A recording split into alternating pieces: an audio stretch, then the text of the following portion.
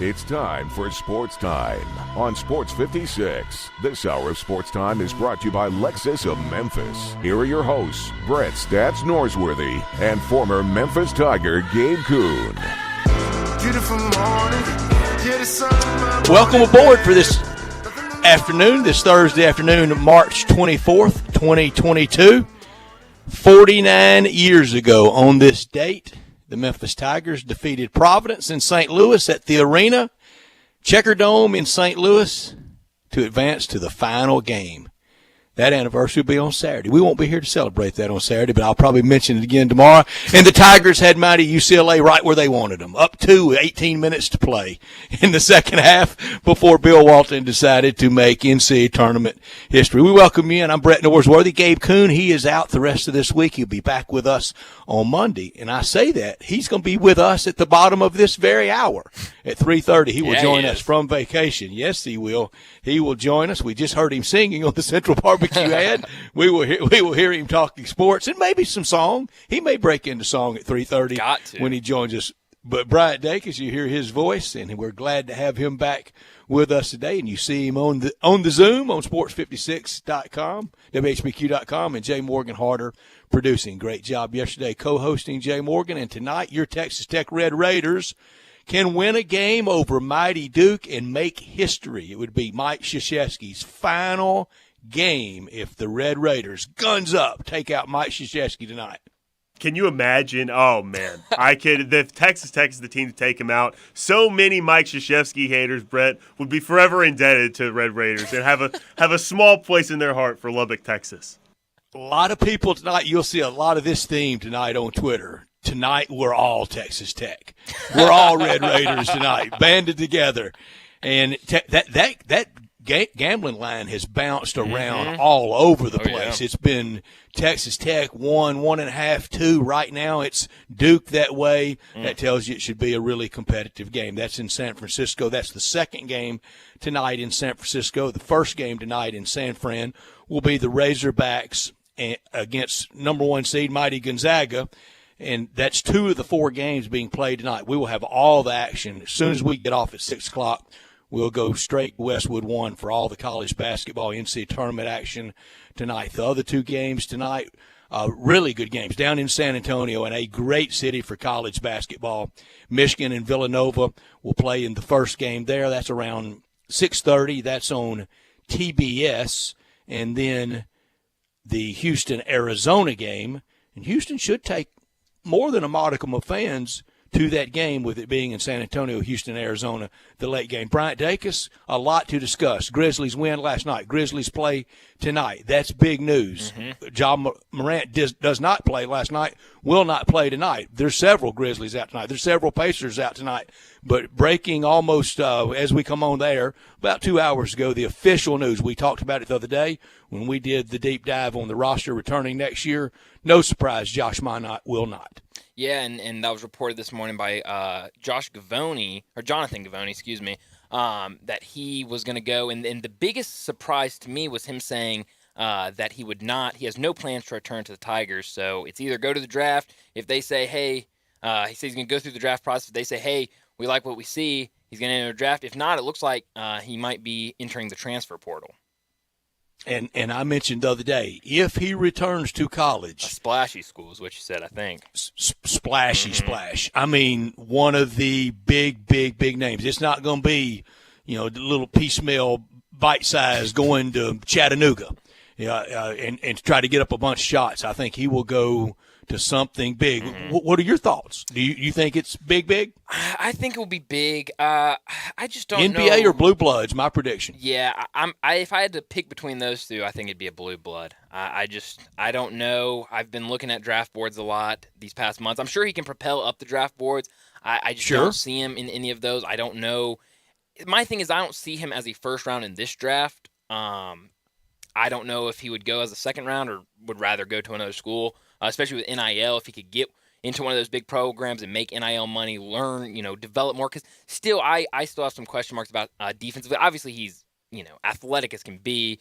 Made a lot of good plays for the Tigers last year. Obviously, a a all-conference freshman team player, but I think he still has some room to develop, and obviously he can go to a pro or to an NBA team and develop those skills. But I wouldn't be surprised if we see him at a Blue Blood next year. What will be the lasting memory of Josh Minot from the year as a member of the Memphis Tigers? That's a good question. Well, I know a lot of people were talking about that dunk he had against Gonzaga. I know it was in a loss, so not a lot of people will probably remember that. I don't know. Do you have one off the top of your head? I do. You could argue it saved the season. The 18 points at Tulsa. Yeah.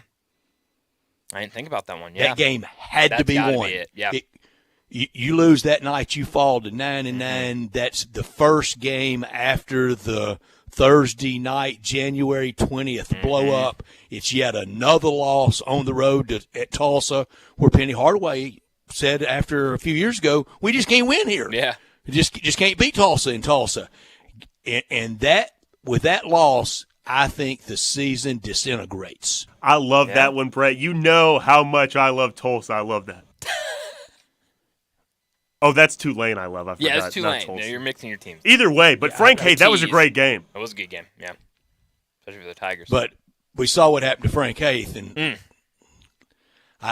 there's no mountain range that Frank Haith's mug will ever be on. It's certainly not a Mount Rushmore. I mean, it couldn't be on the whole Tetons. He wouldn't be on anything. And you lose that game, we know what Monday and Tuesday that week would have sounded like, Brian. Gosh. Yeah, it would have been bad. It wouldn't have been. We would not have been praising anybody on the Tigers, especially Penny Hardaway. I do not think anything would have ever risen to the level of firing conversation. No. But you just don't know what a real spiral, a real the word I used a second ago, disintegration of the season, that might not put in Penny Hardaway's head. I don't know how much longer I want to do this. I've had enough fun, guys. I'm out. You just don't know. He's never been a quitter, but sometimes you can just say I've had enough of the fight. Yeah, and I can go rest on whatever net worth he is worth. But the season turned around really from that point on, and I think it was 18 points for Josh Minot. I had his game up earlier. I think it was 18, and those were critical points, needed every one of them. Was that Tulsa game? Was that before or after the SMU game?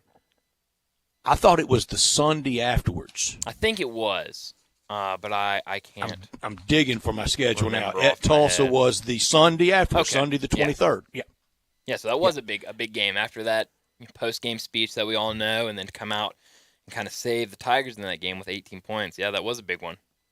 Then the Tigers came home and played on that following Thursday against East Carolina. I was at that game and won handily and got it cooking from that point on. Now, here is what scares me about Josh Minot lasting legacy other than the year on the floor. Whenever if and when he turns pro, and he is a star, just a capable transition player, never mind megastar, just a good, steady player. That hurts Penny Hardaway and then if he goes on to stardom, it really hurts him, and it starts the conversation of you didn't really develop him. You didn't really tap into the potential of this kind of player. Yeah, and that's what I was kind of thinking earlier is if he goes to the NBA now, he'll always be introduced as from the University of Memphis, Josh Minot. If he goes like somewhere James else, Wiseman is. Exactly. If he goes somewhere else, they won't even mention Memphis. They'll mention whatever school he was at. So obviously that'd be big. That's also a selling point for Penny Hardaway when it comes to recruits. Hey, we got Precious Achiuwa, we got James Wiseman, we got all these guys, we got Josh Minot to the NBA. So can even say we even got Josh Minot to the NBA. Exactly. Precious and Wiseman kind of speak for themselves. But if he goes and lights it up at a camp, gets drafted, makes a team, we even got Josh Minot to the pros. Yeah, look what we did with him. Look what we can do with you. So that would be a big selling point. Great take, but if he goes to another school, this time next year, he's playing in the Sweet 16. He's rolling. How would he be introduced? He'd probably be introduced from Kansas or wherever he goes to, Josh Minot. And for all the Tiger fans, and I think too much victory lap and too much celebration around claiming James Wiseman.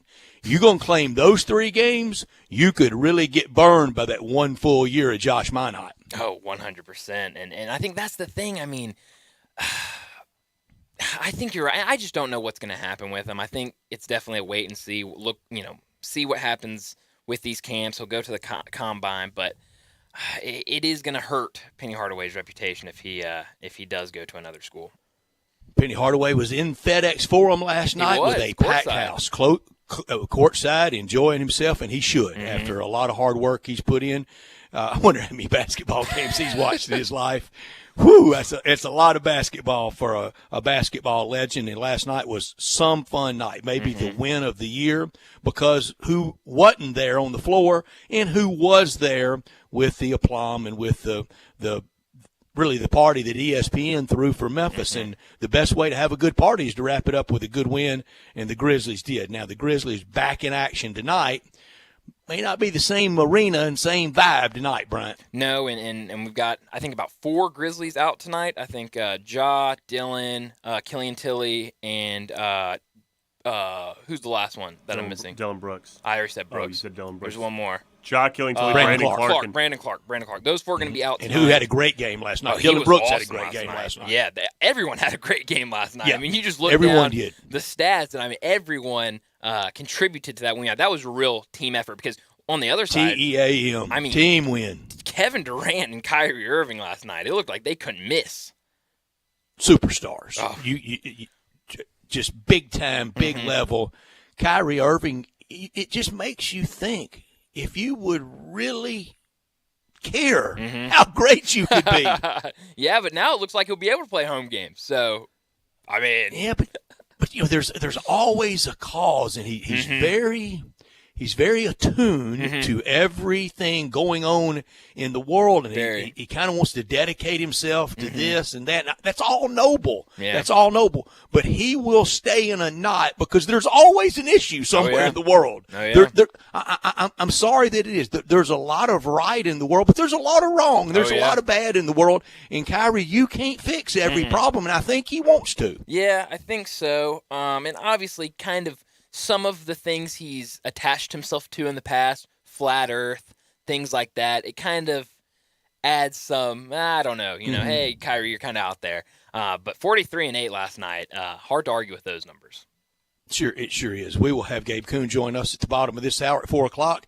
As always, on Thursday, we talk NBA with Keith Smith from Yahoo and from Spotrac. And at 4:30, very special guest, Pat Bradley, the former Razorback, the star Razorback player, the three-point shooter extraordinaire from the SEC Network. He will join us at 4:30 to talk about it. The Hogs in the Sweet 16 and their chances tonight. Not many people giving them a big chance tonight. And then we will talk more about the Sweet 16 about 4:45. Greg Gaston will join us at 5 o'clock, as always, to talk the University of Memphis Tigers. He's brought to you each and every week by South Hall Cafe, Mount Moriah Auto Sales, Mid-South Hobbies, 3A Collisions, Neil's Bar and Grill, and Wilkinson's Liquor and Wines. He will be with us at 5 o'clock to discuss that. 5:30, what's trending. 5:45, we wrapped up today with Taco Bell Crunch Time, and then we'll join Westwood One's coverage of the NCAA tournament. But as always, we are in our Family Leisure Studios. We are in our Family Leisure Studios where family and fun come together. Spring's right around the corner. Come to Family Leisure now and get started on your outdoor living space.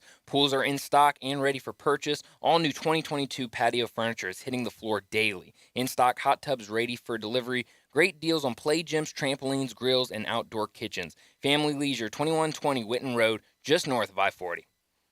Brett Northworthy here for FanDuel. Protect yourself against all these crazy upsets this March in the NCAA tournament with Bracket Parlay Insurance at FanDuel Sportsbook. Right now, all customers can get up to $25 back each day if your parlay of 3 legs or more falls 1 leg shy. Here's my 3-teamer tonight. Take it for what you want. I love it, though. Under 154.5 in the Gonzaga-Arkansas game. Gonzaga, the money line. It's steep, but take Gonzaga with money line. And then Texas Tech money line to end Coach Mike Krzyzewski's storied career. Parlays are great because you can turn a small bet into a big payday. If you're new to FanDuel, just sign up a promo code CASH. Then you can bet the bracket all tournament long. That's promo code CASH on the FanDuel Sportsbook app. Must be 21 or older and present in Tennessee. If exactly one leg loses, refund issued as non-withdrawable site credit that expires in 7 days. NC Tournament SBK wager required. Restrictions do apply. See terms at sportsbook.fanduel.com. Gambling problem, call the Tennessee Red Line at 1-800-889-9789.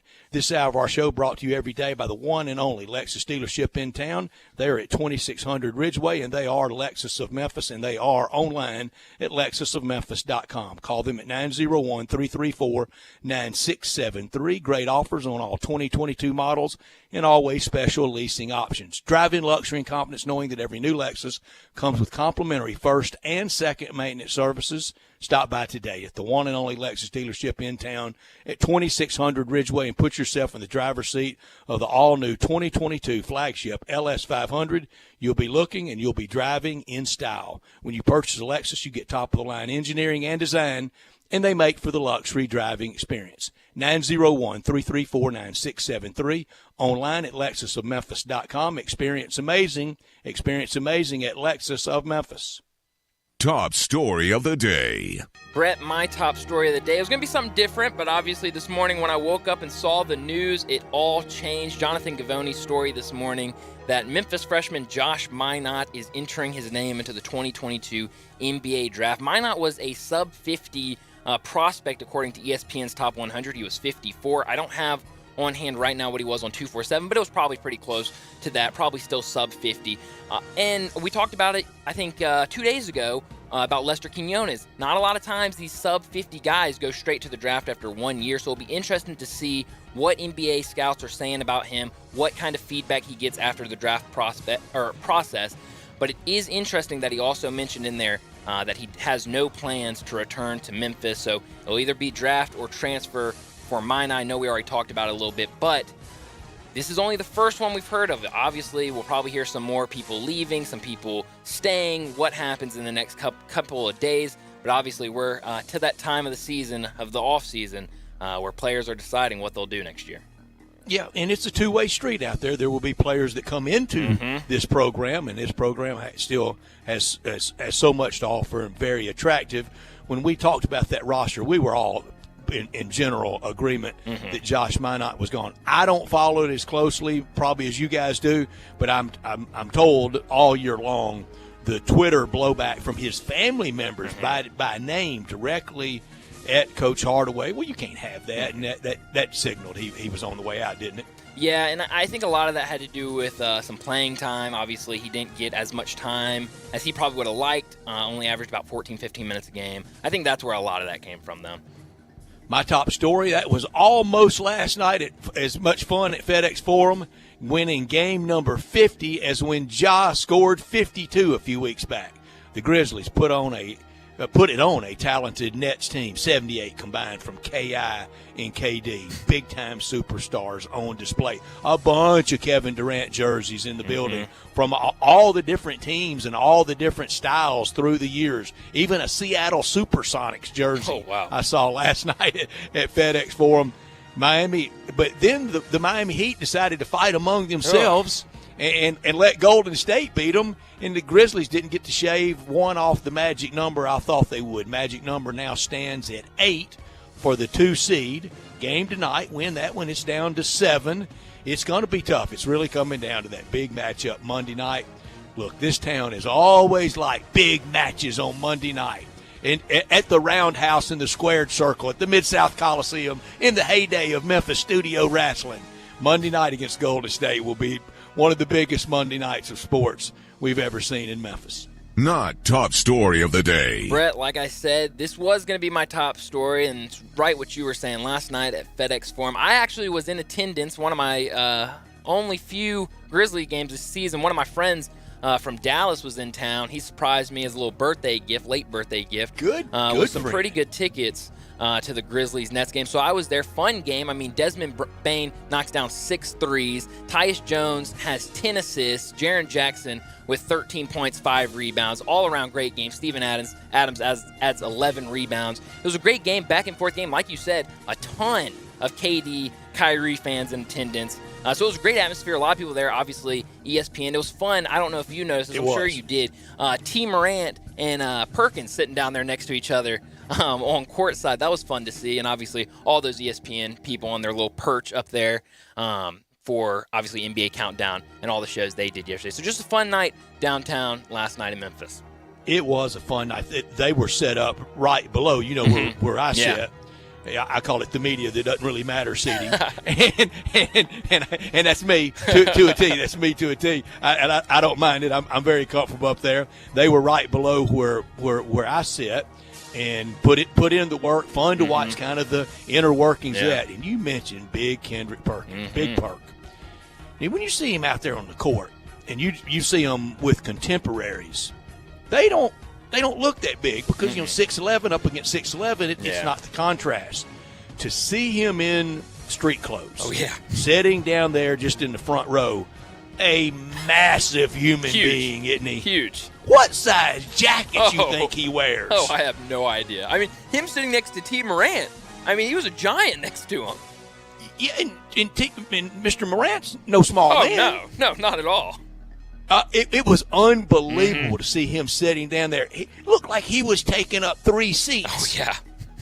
Large man. But I like him. I like his work. I like the authenticity of him.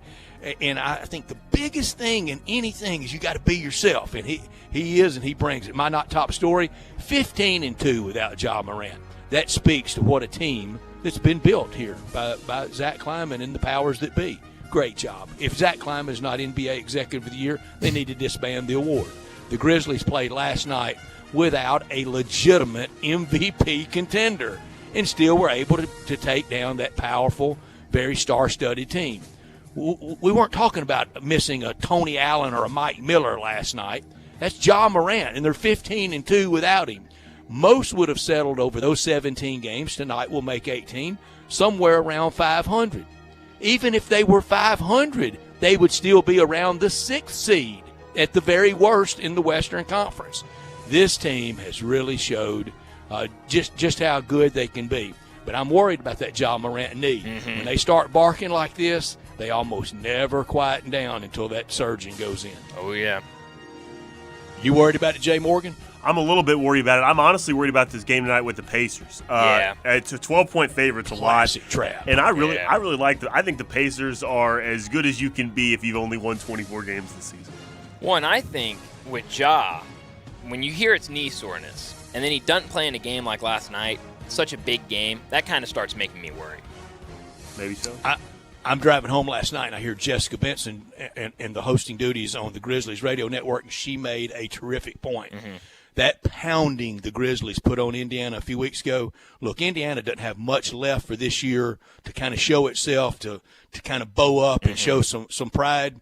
Tonight would be a good way to do it. Now, they're coming off a back-to-back as well, but I thought that was a great point she made. That's NBA stars and NBA players, too, and they'll remember that whipping that was put on them in Indianapolis very recently. When we come back, we will visit with Gabe Kuhn. Yeah, that Gabe Kuhn, the co-host of this very show. He's with us next on Sportstime. Be sure to follow us at Sports 56 WHBQ on Twitter, Facebook, and YouTube to watch live video of our shows. Stay up to date with station events and have chances to win prizes from Sports 56 and 98.5 FM. Get in the swing of things. Grab your friends, your clients, your employees, and go enjoy everything you love about Topgolf in a luxury suite while at Memphis' only Topgolf Swing Suite at Erling Jensen's Small Bites. Topgolf Swing Suite is an immersive social experience offering guests a luxury private lounge to enjoy Erling Jensen's extraordinary food and beverage service, all while playing a selection of games in a one-of-a-kind simulation day. Topgolf Swing Suites are great for work outings, celebrations, or just getting together. It's fun for the whole family. It's fun for golfers and non-golfers alike. They have more than just golf. They have soccer, baseball, zombie dodgeball, football, and more. Located at 5069 Sainterland, adjacent to the Doubletree East Memphis. Check us out at SwingSuiteMemphis.com or call us at 901-58-SWING. Again, that's 901-58-SWING at Memphis' only Topgolf Swing Suite at Erling Jensen's Small Bites. Book your suite today. Killing time, Hewlett & Dunn Boot and Clothing Company, we have it all. From handmade Amish leather belts, fine and casual clothing, boots, casual boots, work boots, fancy boots, and even safety-toed boots. Lots of cowboy hats to choose from, even Nebo lights, Orco hard coolers, good-looking duck head dress shirts, duck head caps, shorts, and pants. Tons of jeans from Ariat, Wrangler, Devil Dog, and Kimes Ranch jeans. At Hewlett & Dunn, we have a great selection of Old South t-shirts and caps. Fine clothing from dress to casual to Sunday best. Enjoy choosing from UFO's orthopedic-approved shoes. Hewlett & Dunn Boot and Clothing Company. Boots of every size, every color, every skin. Great quality Western, work, and safety toe boots. Hewlett & Dunn Boots and Clothing Company. 111 North Center Street, Collierville. Hewlett & Dunn. Hewlett & Dunn, serving you and your family since 1961. Brian Elder's Roofing Solutions. If you have damage to your home and have your insurance carrier involved, you need a great contractor. You also need a team that has seen claims of all shapes and sizes, residential or commercial. After our inspection, we'll share our findings and give you our professional opinion. Some people say you get what you pay for. However, our opinion is free. Trust the name you can depend on, like the tens of thousands of families Brian and I have served over the past 20 years here in the Mid-South. Brian Elder Roofing. We'll measure your roof from outer space and share our team's experience for your property and claim. Repaired roofs, replacement roofs, big roofs, tiny roofs, insurance roofs, flat roofs, TPO roofs, asphalt roofs, tile roofs, slate roofs, metal roofs. If your roof needs some love, call me. 901-867-0303 for Brian Elder Roofing and Contracting. Call 867-0303. Brian Elder's Roofing Solutions. The Jeep Celebration event means huge savings at Gossett Chrysler Jeep Dodge Ram Fiat on the Pike. 2021 Jeep Renegade Latitude, we Gossett at $369 a month. Need muscle in your life? 2022 Dodge Charger XST, $487 a month. 2022 Ram 1500 Tradesman Quad Cab, $529 a month. And 2021 Fiat 500X Pop, we Gossett at $359 a month. Plus, trade up and we'll give you more for your ride at Gossett Chrysler Jeep Dodge Ram Fiat. So drive past the rest and come to the best or shop online anytime at GossettMotorCars.net. If you want it, we Gossett at Gossett Motor Cars. All 75 months at 3.99, 3,500 down, must finance through Chrysler Renegade, MPN 28108, MSRP 28.5, Charger NH 126,525, MSRP 36,780, 1500 NS 148,242, MSRP 39,010, Pop MP 944,748, MSRP 28,560, includes all rebates and incentives, excludes tax title and license with approved credit. See dealer for complete details. Offer valid through 3/21/2022. Dealer stock only.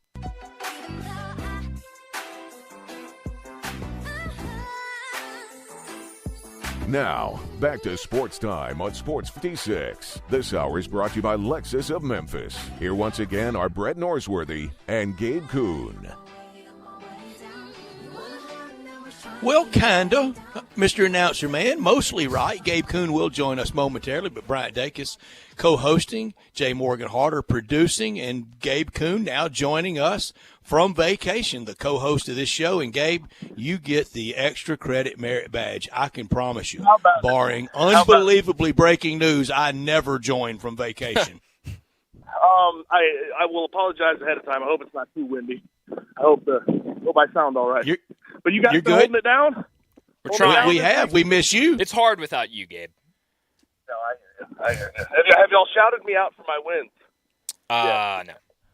I don't know if it's shouting, but we have made brief notation of it. But, Gabe, we have a little bit of and I hate to bring up such a tough issue with us, with you kind enough to join us from vacation, but we have a little bit, and this is a loaded word, but we have integrity question here. Oh. You're winning on the bracket on the air. Oh, great point, But I'm Brett. defeating you within the bracket in the office pool.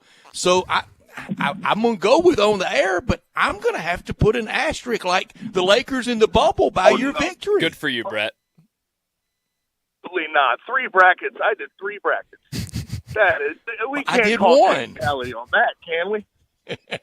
I mean, it's definitely going to have to go in front of the Standards and Practices Committee, and C.J. Hurt is now an ex officio member in good standing on that, and I've already ran it by him, and he thinks there's an issue. Okay, well, what punishment? Show cause? What do I get? I think at the very Banner least, definitely the show clause. Banner comes down, doesn't it? Oh yeah, 100%. Guys, You're gonna have to issue an apology too, an official one. How many brackets did you fill out? I've done And one. don't lie. I've done one. Right. I'm serious. Gabe, one bracket of integrity. I'm a man of integrity. That's What the can term. I say? No. You got me. You knocked me off after all my talking. Right now, you have me door me. I'm down 1. The best I could finish. I'm down 2. The very best I could finish is down 1. But you can really make some damage tonight. And I can tell you, Gabe, I had confidence in Houston. And Houston 24-12 against the spread this year. I think Houston gets it done for the AAC.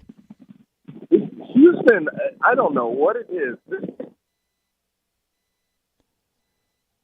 It's not what it was. I mean, it's not that great. They only play about 6 guys deep.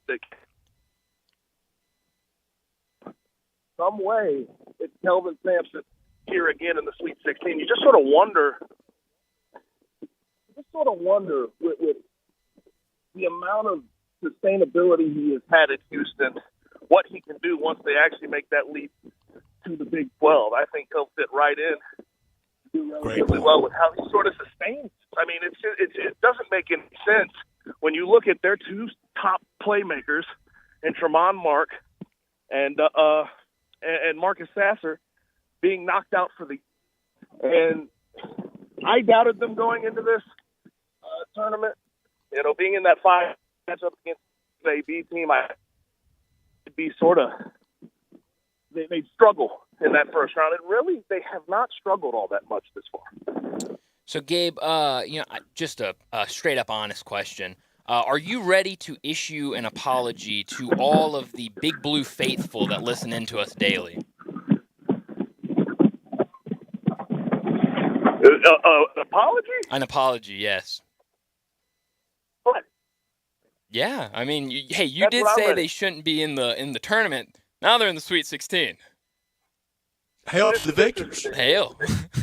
You know what? I mean, shout out that they've made a run. I respect it. No, but honestly, what did you think about the Tennessee win over Tennessee? I thought they looked good. Mm-hmm. I mean, I don't know what to say besides that. But also, when you're going up against Tennessee, I have to throw in the caveat. They were talking about Rick Barnes at a tournament. And it just this year there was so much promise, right? With that Vol team heading into tournament play, and something just told me not to buy in too far to what they had going. And it's just Rick Barnes seems to fall short a little bit. That doesn't mean he's not a great coach. He's great, but to fall short again against an 11 seed like Michigan, who was 17-14.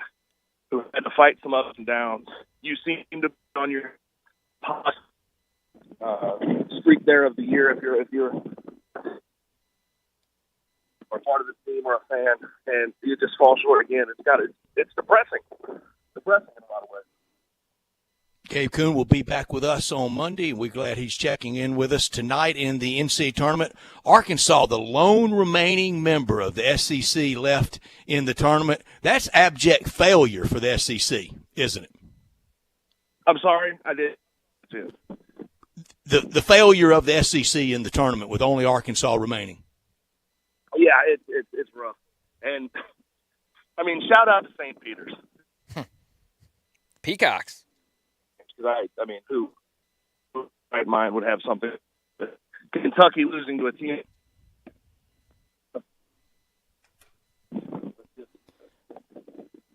Gabe, we're having some pretty serious connection issues with you. We're gonna let you go and continue enjoying vacation, and we will see you on Monday. Okay? I'm sorry, fellas. I'll talk to you then. You got it. See you, Gabe. Gabe will be back. Gabe will be back with us on Monday.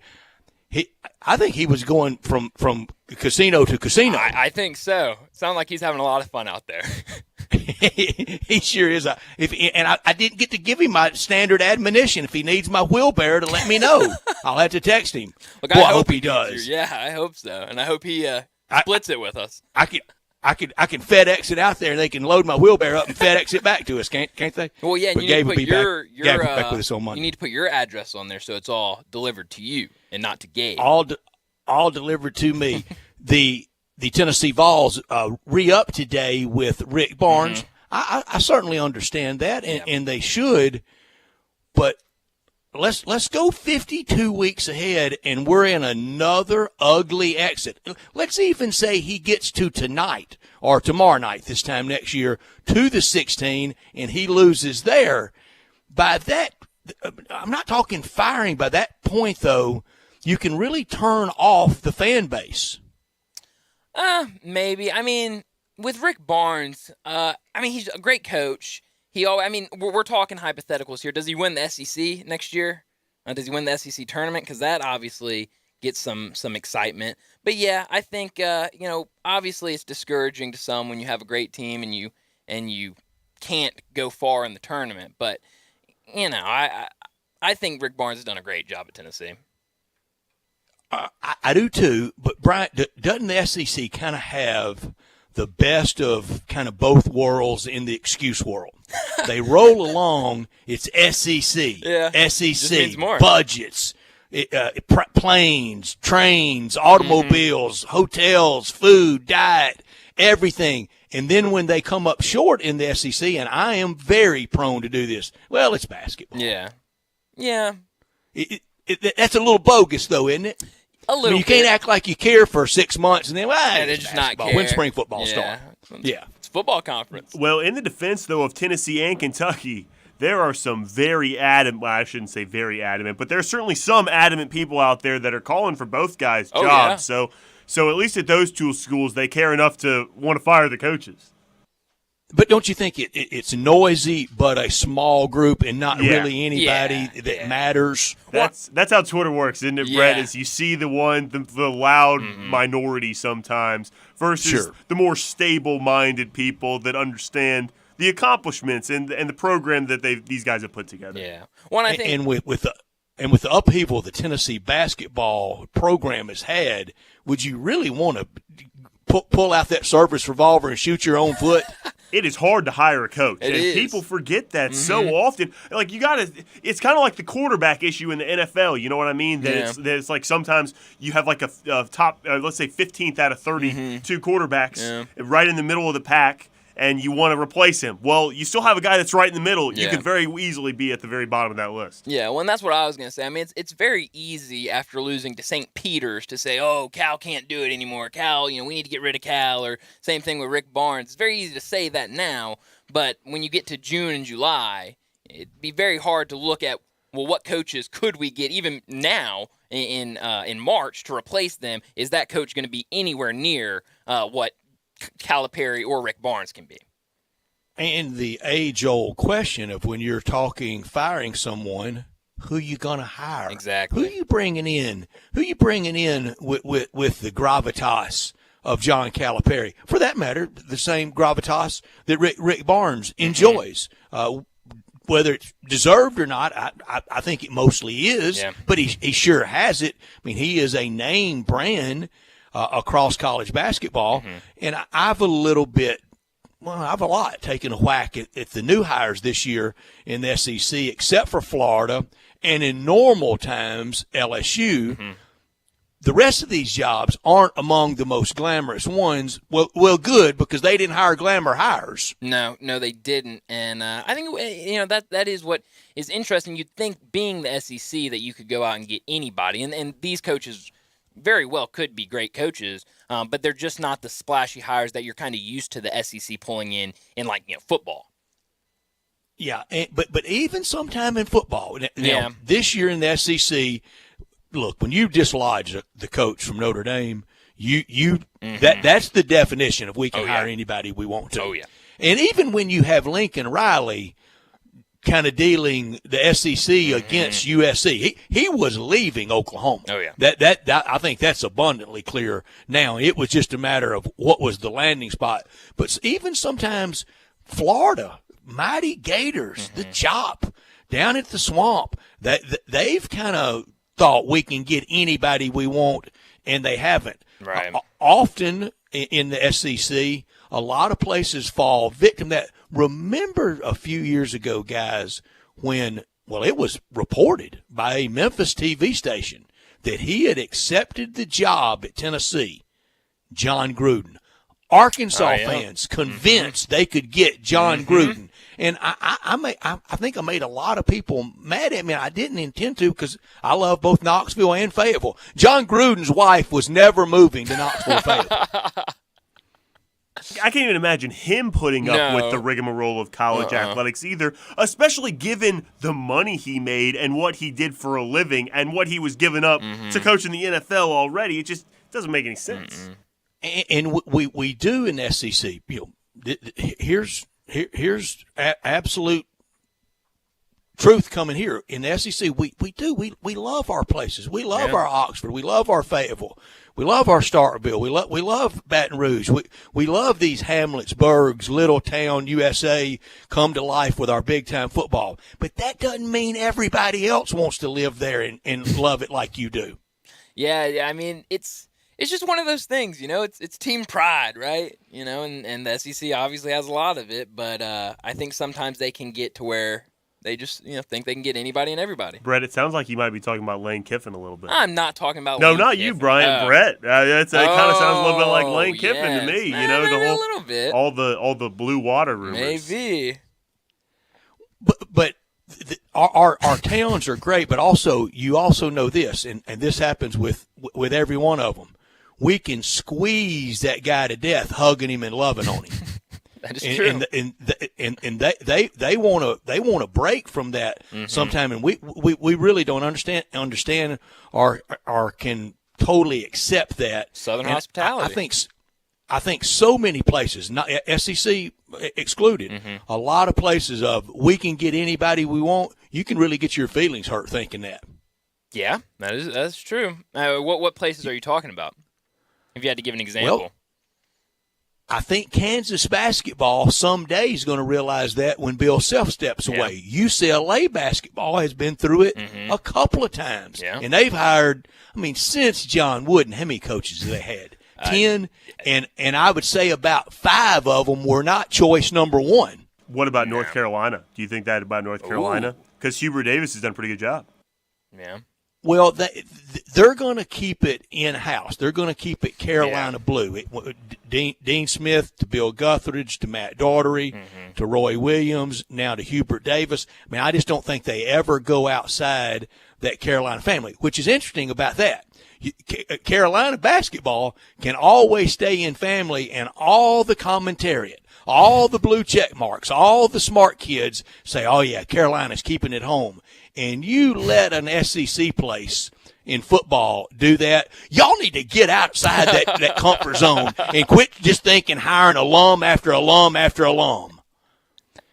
SEC gets ripped when they hire the former player, the star player, the son of. But Carolina, they can do it, and they can do it because they've gotten away with it, and they made it work. Yeah. It has worked. It has worked well. I know what works, and that's Belly Acres. And their motto is City-fied, Farm Fresh. The goal is simple: provide a fun, unique farm-to-table experience for the entire family, and they've done that. 2 great locations with a third on the way. Now at Regalia at 6130 Poplar and in Overton Square at 2102 Trimble Place. Coming to Silo Square in South Haven late spring, early summer, and that's getting right now. Signature burgers are made from 100% grass-fed beef. Sandwiches, salads, everything fresh, and the best milkshakes anywhere. The burgers like the Dare Ya or the Double Dare Ya. You got to try the Voodoo Moo Moo, the Melt in Your Mouth. All so good, also fresh, family setting, TV zone, sports everywhere. It's the quality brand the Belly Acres teams develop using grass-fed beef with creative homemade fresh toppings in a fun farm setting right here in the big city. The goal at Belly Acres to become even more sustainable as they grow. They have and they will. Silo Square in South Haven coming soon, now in Overton Square and in Regalia. Burgers, shakes, and smiles at Belly Acres, and the very best quality available in town is at Belly Acres. When we come back, we wrap up hour number 1. You're listening to Sports Time. The all-new Sports 56 Mornings with Greg Gaston and Eli Savoy. Brought to you by Action 24/7, James Gaddis Jewelers, and Acura of Memphis. Weekday mornings from 7 to 10 right here on Sports 56 and 98.5 FM. golfers. Swing into Edwin Watts Golf Shops for the hottest new arrivals from Cobra, featuring the new LTDX drivers, engineered for the longest total distance with extreme forgiveness. Internal weights create the power core, and hot face technology delivers faster ball speeds at every contact point. 4 drivers to fit every golfer's needs. Swing by Edwin Watts Golf Shops and get custom fit today. Edwin Watts Golf Shops, home of the 90-day satisfaction guarantee, and shop us online at worldwidegolfshops.com. The Family Leisure family is growing, and they want you to help them grow even more. Family Leisure is now hiring for multiple positions. They're looking for self-motivated, goal-oriented people to come and join their family. Some of the positions include sales for swimming pools, hot tubs, and patio furniture. There's sales and associates for chemicals. Parts and service department associates are needed. Service technicians, you got to have a valid driver's license, and cashiers are needed too. Family Leisure is also looking to add to their installation crews for building above-ground pools. Send your resume to Family Leisure now, 2120 Whitten Road, Memphis, Tennessee, 38133, or email memphis@familyleisure.com. You can also call 901-371-9090. So come and join the family at Family Leisure, Whitten Road at I-40, where family and fun and you all come together.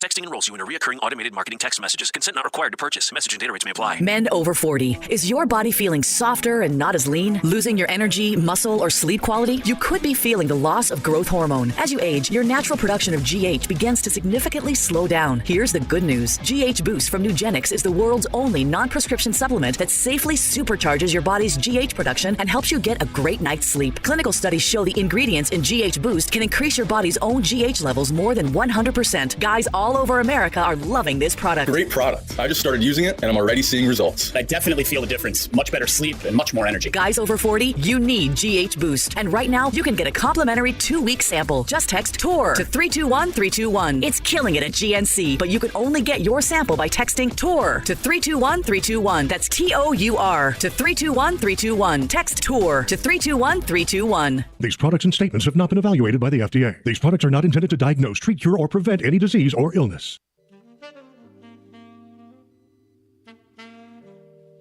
Remember when Anderton's was your favorite place? Well, it's been reborn as The Cove, with all Anderton's memorabilia and more. Enjoy happy hour daily from 4 to 7 with Johnny Harden $5 lemon drops, the most extensive bourbon bar in Memphis, and extraordinary bar grub. My favorites, raw fresh oysters, the best oysters Rockefeller, and stoner pie, made from cream cheese, rotel, beef tamales, and Fritos. The Cove also has great paninis and pizza.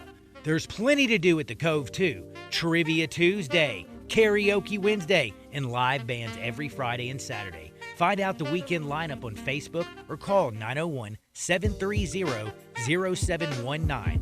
Remember when you had a favorite place called Anderton's? Well, it's back as The Cove, 2559 Broad Avenue. The Cove, your favorite place to go.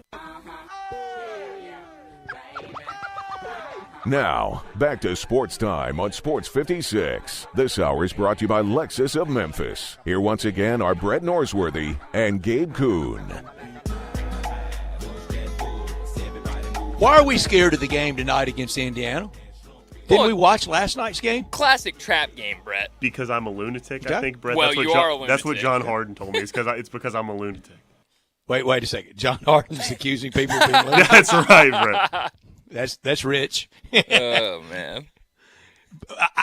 I'm scared of tonight too, and why?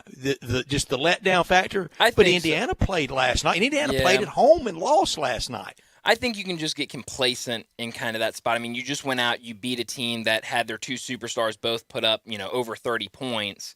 I think you can just get complacent and kind of, we just beat the Brooklyn Nets with all their stars with our star out. Now let's go play Indiana. They're kind of, they're not hot by any means, and you might just sleepwalk through it.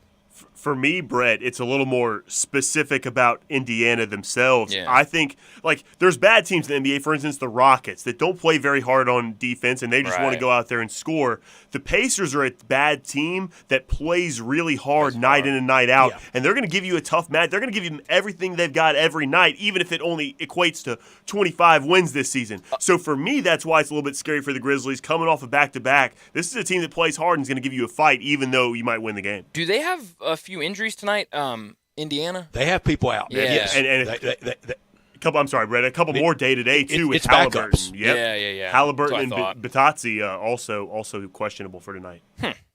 Okay, y'all's level of concern with 10 being run for your lives on Ja's injury and 1 being no big deal. He's moving around last night having fun. Give it to me. Where are you? I'd probably put it at a 5. I mean, I'm right in the middle. I'm 5. Yeah. Because I think I'm 5. 5 describes totally no idea, Brett. You know. Sure. And I want to see him. The next time I see him play, I'll go, okay, well, there was nothing really to worry about. We're going to miss tonight. Yeah. Miss Saturday night. Doesn't play Monday night. Now then 5 goes to 9-9. Well, and I think what kind of and I have nothing to indicate that's going to happen. Yeah. Right. But I think what kind of raised my concern levels a little bit was Taylor Jenkins' comments last night, which might not be anything to it, but what'd he say? He said that the trainers and the specialists were coming in to take an examination of the knee.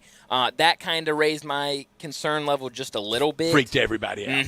And I mean, obviously they're going to do that. They want to make sure that there's nothing too crazy there. So it could be a lot of nothing, but obviously when he says something like that, it definitely concerned me a little bit. No, I get it. When I see him play, it was a lot of nothing. Until then, it's something, and I am a classic worrier, especially on injuries, because I know how badly we lie in sports about our injuries. Oh, no, he'll be fine on Saturday. And then on Saturday, the player's on the sideline in traction. Yeah. And it's not even to say that I'm worried about the season. Even if he were to come back before the end of the year, I want to know if he's hurt or not. Yeah. And I'm sure he does too, to be honest with you. But I mean, I really just want to know what the deal is, and not to say structurally, not to say the Grizzlies are keeping anything from us, but I just want to know what's going on.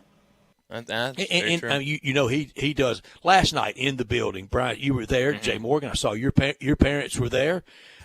In the building, just the vibe was so good, and it's that time of year. And I mentioned the other day, the Grizzlies are even behind New Orleans for average season attendance. Yeah, the Grizzlies are 24th. Only 6 teams behind them, slightly behind New Orleans. But last night and closing strong tonight against and then Saturday Milwaukee, Phoenix next Friday night, and then the last 2 games of the year are the Pelicans and the Boston Celtics that Sunday. And you know what? When we go into that weekend, I'm going to say, could it be a preview of the NBA Finals? Whoa. It could be. I actually have a funny story. Speaking of the vibe last night in FedEx Forum. So I was there. Kid sitting in front of me, probably like 14, 15, wearing a Ja Morant jersey. Every time Kyrie or KD scores, he's going crazy. And so my girlfriend... He's jumping the fence on us. Yeah, he's going crazy. Yeah. And so my girlfriend was with us last night, and I think it was her first Grizzlies game ever. And she looks over to me and she goes, why is the kid in front of us wearing a Grizzlies jersey but cheering for the other team? He's just probably a hoops guy. I don't know.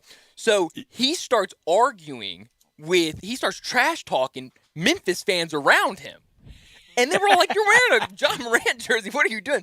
So the whole time he's like, Brooklyn's got this. Big guy goes heel on us. So then Grizzlies get up by like 10 late and kind of puts it away.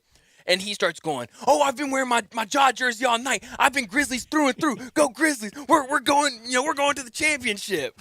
Okay. So this kid's Memphis Sports Talk Radio idol is Gabe Kuhn, who's got 3 brackets working. That's exactly right. Hey, but that's the way it goes, Brett, is like when you bet against your favorite team. That way you're happy you win the bet and happy if your team wins. It was just funny watching him all night. He was jumping the fence, going playing the big heel roll. But that's what we need 14-year-olds in that building. Yeah. Last night, I promise you, of course, everything's young to me now. I promise you, I remarked to someone that this is a really young, active crowd in here tonight. And that's what the Grizzlies need. That's what they want, because that 14-year-old, we want him at 30 buying season tickets and being successful and wanting to come to games. Yeah, and I think, obviously, Ja helps that a lot.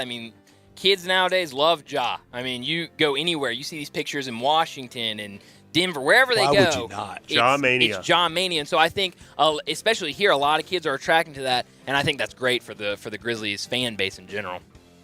And it's only just begun, year 3. We've only just begun. 1 hour in the books. We'll start hour number 2 with more NBA talk. We do it with Keith Smith from Yahoo Sports and Spotrac. He is up next to start hour number 2.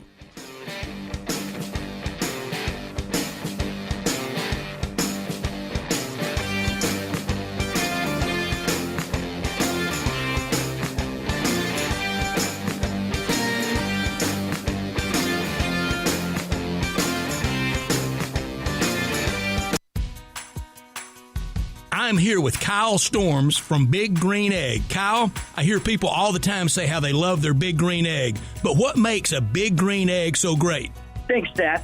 The fact that our grill is made out of the highest quality ceramic allows our customers to smoke, bake, roast, sear, and grill, all while locking in the most amount of heat and flavor in their favorite foods. What kind of fuel does the Big Green Egg use? 100% natural lumpwood charcoal. That's really where half our flavor comes from. How many sizes does the Big Green Egg come in? We have 7 different sizes and all different configurations, ranging from metal stands, wood tables, and metal carts with a lifetime warranty. So we really do have a size and price point for everyone. Where can someone go to see the entire lineup of Big Green Egg?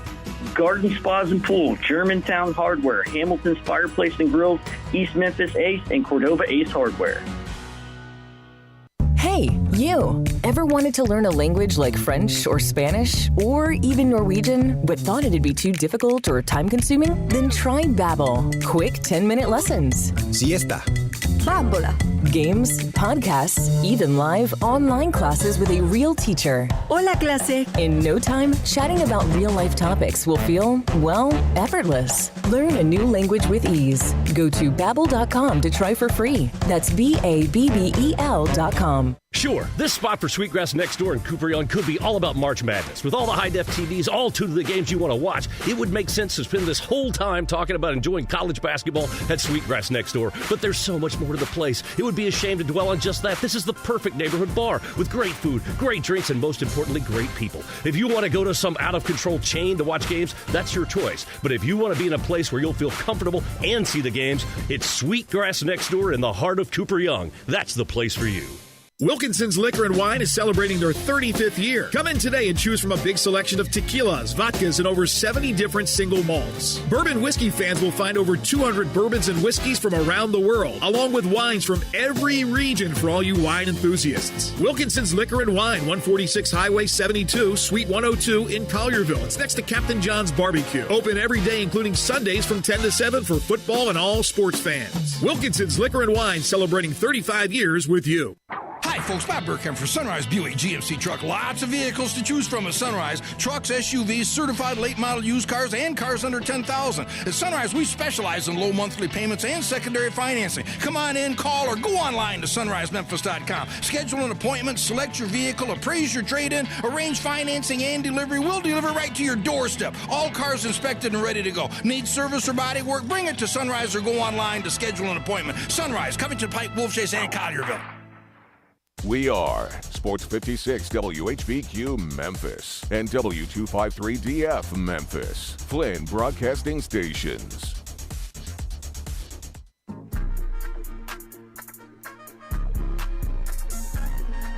Now, back to Sports Time on Sports 56. This hour is brought to you by the Big Green Egg. Here once again are Brett Norsworthy and Gabe Kuhn. Gabe will be back with us next Monday. Bryant Dake is co-hosting with me today. Jay Morgan Harder producing and doing an excellent job. And as always on Thursdays at this time, we talk NBA with Keith Smith. You can follow Keith on Twitter at Keith Smith NBA. It is a must, and we just love having him with us. And We were talking the hypothetical, that last game of the year for the Memphis Grizzlies on Sunday afternoon, April the 10th against Boston. Tip time still to be determined. That will probably be a main TV game that day. And could that possibly be a window into 2 months later, so sometime in early June, starting the NBA Finals? Because here comes the Celtics, and nobody knows and covers and keeps up with the Celtics any better than our next guest, Keith Smith, and he joins us now. Keith, good afternoon. Hey, good afternoon, Brett. If that's how it goes down, you better have that couch ready for me because I'll be there. Come on, man. We're gonna have you in the presidential suite at the Peabody. I think somebody else might have that reserved those nights before yeah, me. Stephen A. may have dibs on that. Keith, I want to do something. I want to do it while you're on with us. I want to pay tribute to Stephen A. Smith. However you fall, people out there that fall down on their opinion of, I like him. I think he's agent provocateur. He plays the role well. He works his can off, and this is the point I want to make. Just yesterday, this is probably near about what his schedule entailed. I'm going to say a wake-up call around 5:30, 5:45, 6 o'clock yesterday morning. Hair, makeup, some type of production meeting around 6:30 or so. On the air with First Take at 9. Bring it for 2 solid hours. His national radio show on Sirius XM, other ESPN hits, join other shows, do all that. Long day on air last night with the NBA team. They did that halftime hit very close to where I sat last night, and he got up and left his desk spot and left the arena. I think he may have gone somewhere else and watched the rest of the game. And then I turn on my TV this morning. He's still in Memphis, and he's doing the same thing at 9 o'clock in the morning. That guy can bring it, Keith. Yeah, like you said, no matter what you think of, him. And for me, once I realized a lot of these guys, especially in this, they're playing a character to an extent, and they've got to come with these takes, because if they don't do it, they're going to get somebody else to do it, and that's why it gets a little crazy and all that. But you can't knock the work ethic and the hustle from Stephen A. Smith. And I always think back to, too, this guy was bringing it for years on the NBA beat, for a long time, where he was covering this league. And that was, I think part of how he got started in the TV world was they started bringing him on to talk about the NBA and those kind of things. And now he's parlayed that into, being the guy who's on your TV all the time talking about every sport. So, yeah, I never, knock those guys, too. I get it. It's not everybody's cup of tea, but, don't knock how hard these guys work. So the reason, and he's not the only guy that works hard, but I want to give him credit. Go ahead, Brian. So obviously the reason he was in town yesterday, Nets, Grizzlies last night on ESPN. Ja Morant not playing, but the Grizzlies still get a win. How impressive has it been, the Grizzlies pulling out these wins without Ja Morant in the lineup? Yeah, big time. And I want to make sure I said this on Twitter, but I want to reference it here too. This does not mean that Ja Morant is overrated and he's not as good as we all think. This means that the rest of the Grizzlies are a lot better than people give them credit for. They're underrated, and I think that's huge. When you can win games without your guy there, that's big time, because what that does is that gives you as an organization and as the player himself the confidence of, all right, hey, if it's not right, I can sit out tonight, and I can sit out tomorrow, and I can get it back to a thing, where we're feeling pretty good. And it's not. People are getting a little too far with, well, they have this great record without Ja Morant. It's not like they're bad with him. Like that's almost where people are trying to make it sound like they're not a good team when he does play, which is absolute nonsense and foolishness.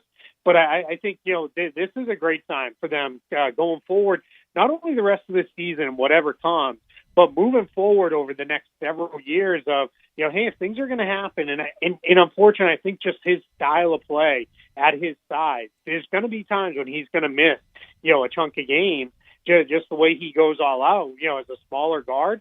But that makes you feel pretty good of, hey, as long as we got the right guys around it, we can make this work.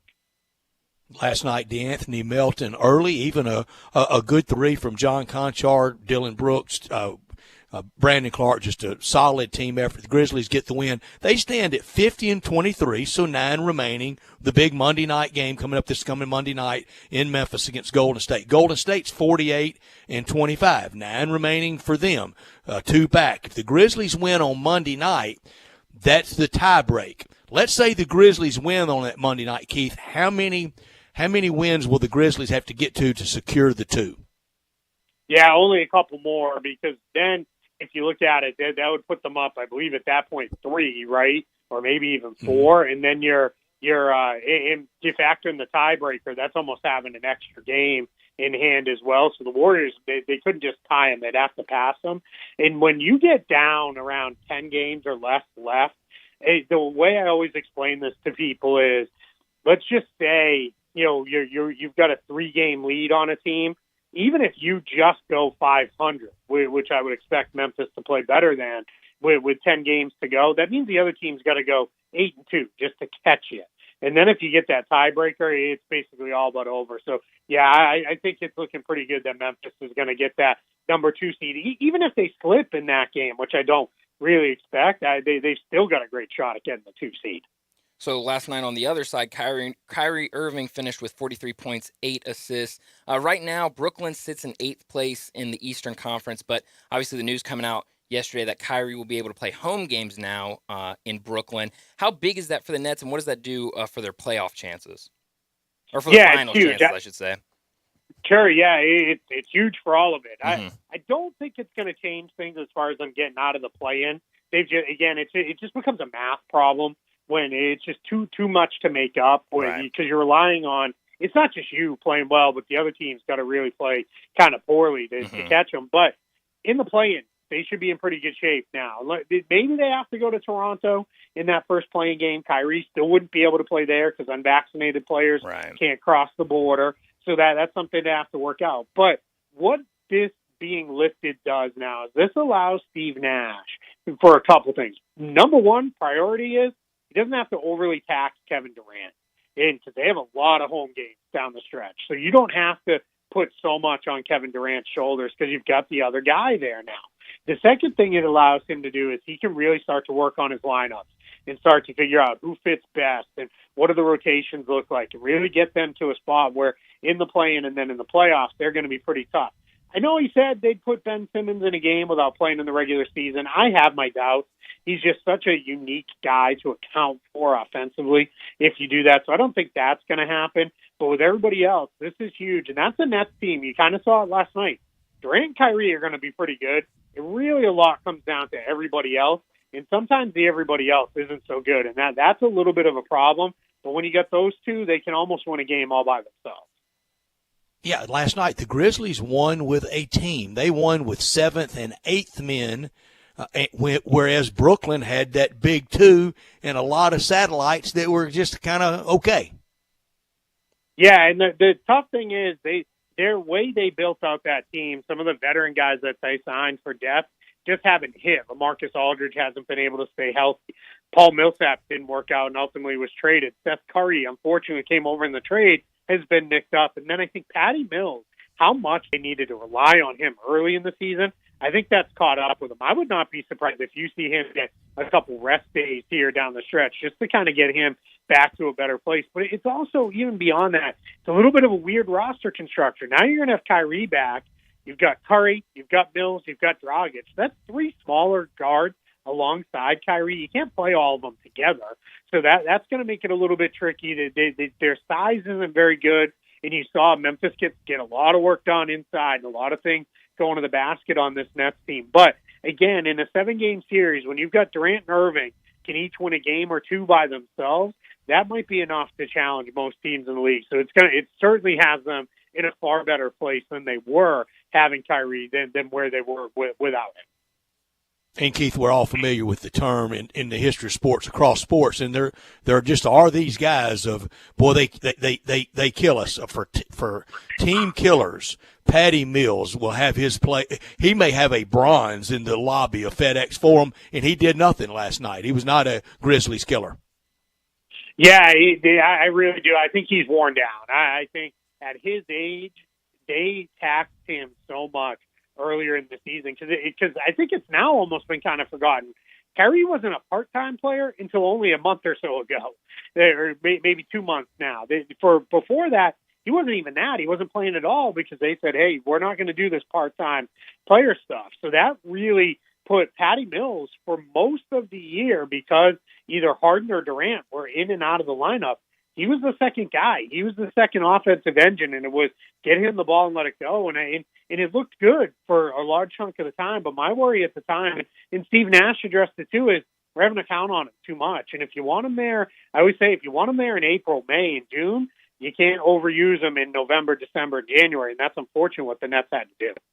So last night, Miami loses to the Warriors. What do you make of the Jimmy Butler and Eric Spoelstra, Udonis Haslem altercation?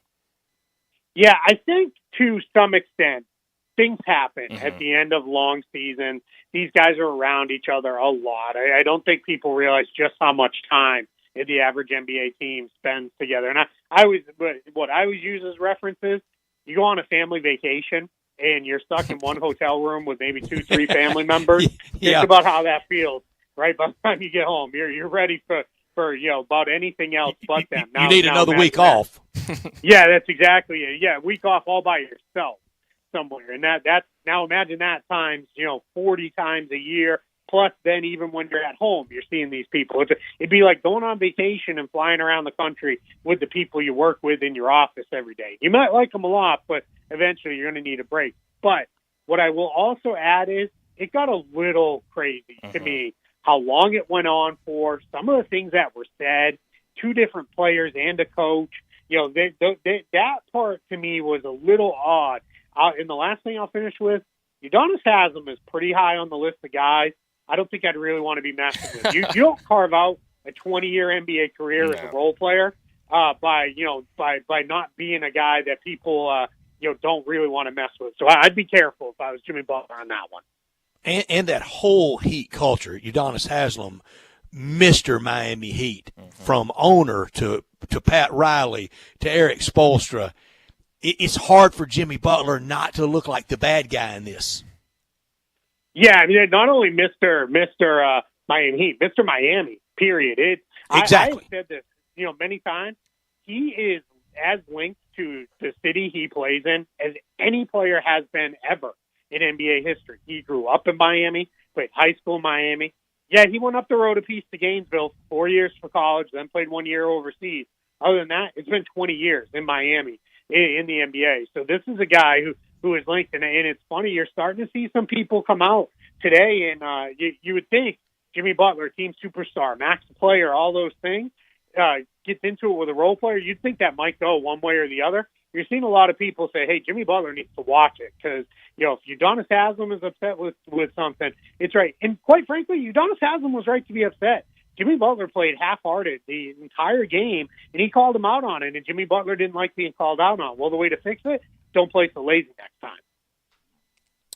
So on the other side, Jordan Poole had a really good game for the Warriors, and he's been great the past 10 games, 25.9 points, 5.2 assists. Can he keep up this production with the season kind of winding down?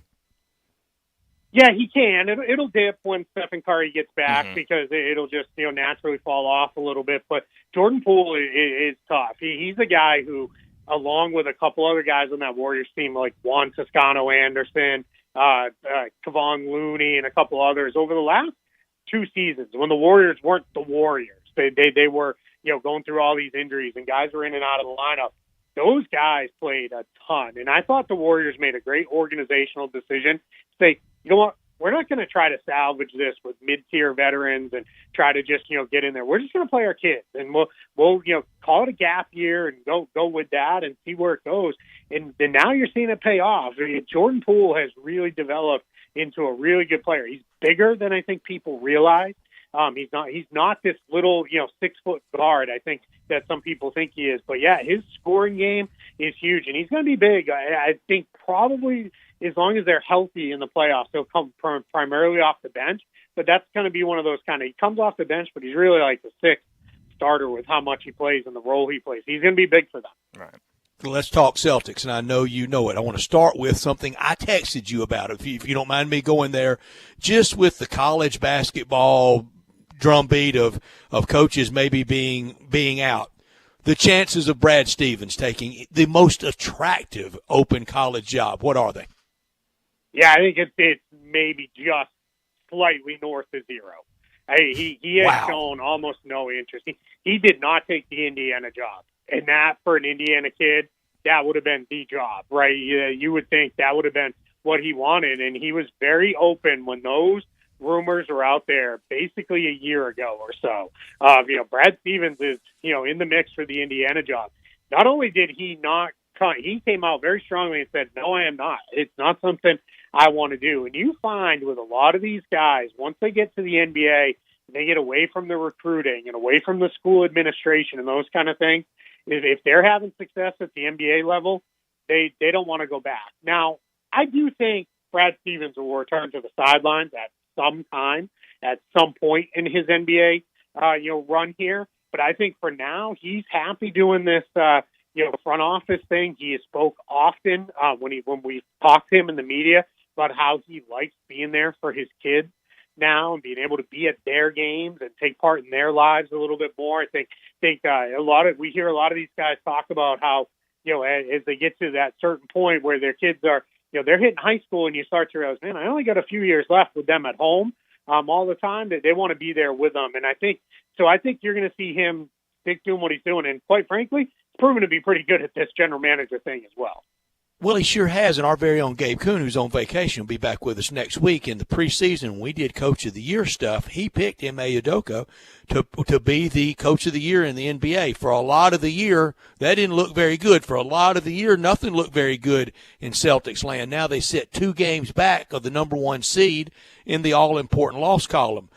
You look, Jerry West was once coach of the Lakers and went on to be a pioneer, a trailblazer, one of the very best front office personalities ever. Just mentioned Pat Riley, same thing. He was a great coach, went on to be front office mainstay with Miami. So Brad Stevens nailed this hire, play in the NBA Finals this year, heck, win the NBA Finals this year. He could be on his way to that career. How good are the Celtics? Can they catch it and be number 1? They could definitely catch Miami. I think they're right there with Philly and Milwaukee. They're essentially tied with them. I think they can get there. They have the most difficult closing schedule of all those teams. As you mentioned, they're coming to Memphis at the very end of the regular season. But before that, they're in Milwaukee and Chicago for a back-to-back. They finished with 3 straight on the road.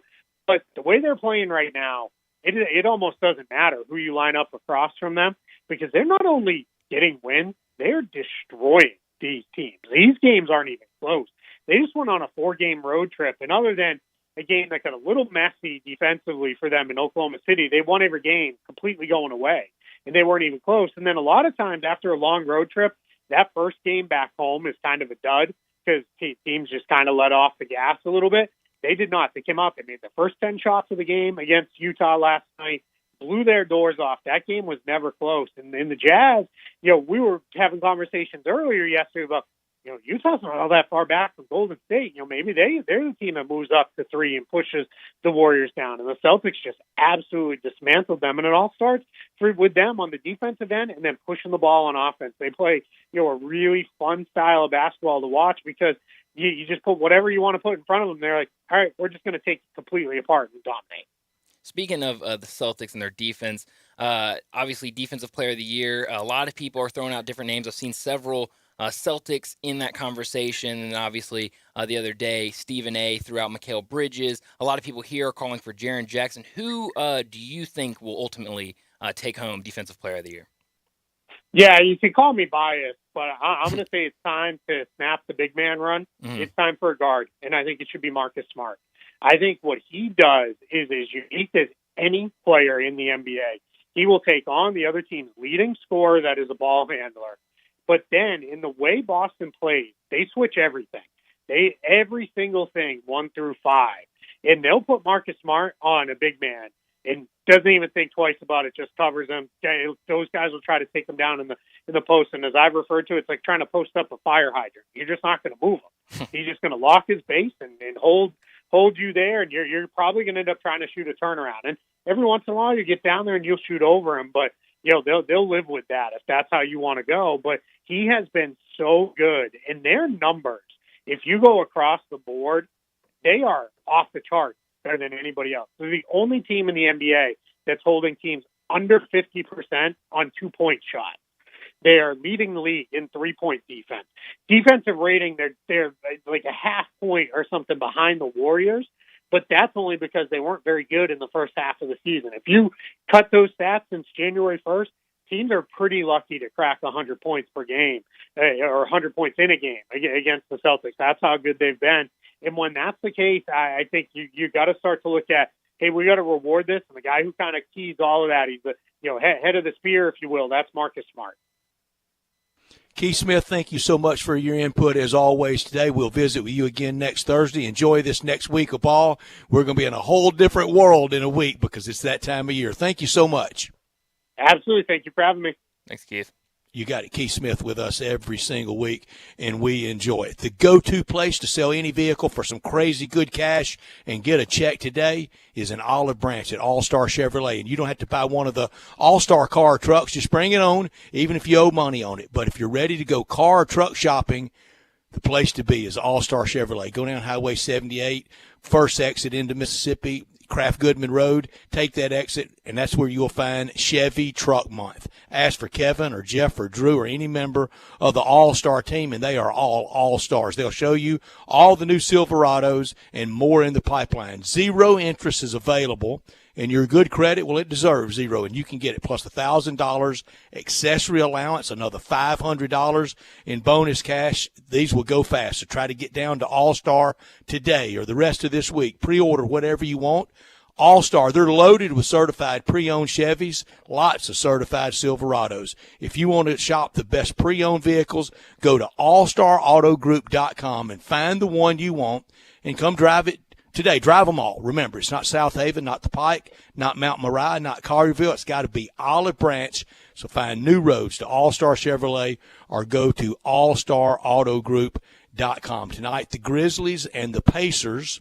No scoreboard watching because no Warriors going tonight. That was one last night. I would have almost, especially after losing to Orlando the night before, I was ready to knock one off that magic number. And then the Miami Heat act like they're the late 70s New York Yankees not liking each other. Even so, Brett, I tell you what, the Warriors are such a good team even without Steph Curry. They're definitely not going to allow themselves to drop two in a row like that, especially after losing the Magic. That's the way I felt about it. But, but it also took the Heat arguing. Teams. Yeah, that's right. I just wouldn't see the Heat coming apart like that and showing airing dirty laundry in public like that, Bryant. Yeah, it was a little concerning. I know me and Jay Morgan talked about it before, and I I know that kind of goes on a lot between players. Wrong time of year for it, though. Definitely wrong time of year. The thing that stuck out to me was I wonder how often it happens between player and coach. I always hear it happens between player and player, but player and coach is kind of what, for me, took it over the edge. I was like, wow. Yeah, that's new level, and some player-to-player consternation, around Christmas, January, whatever.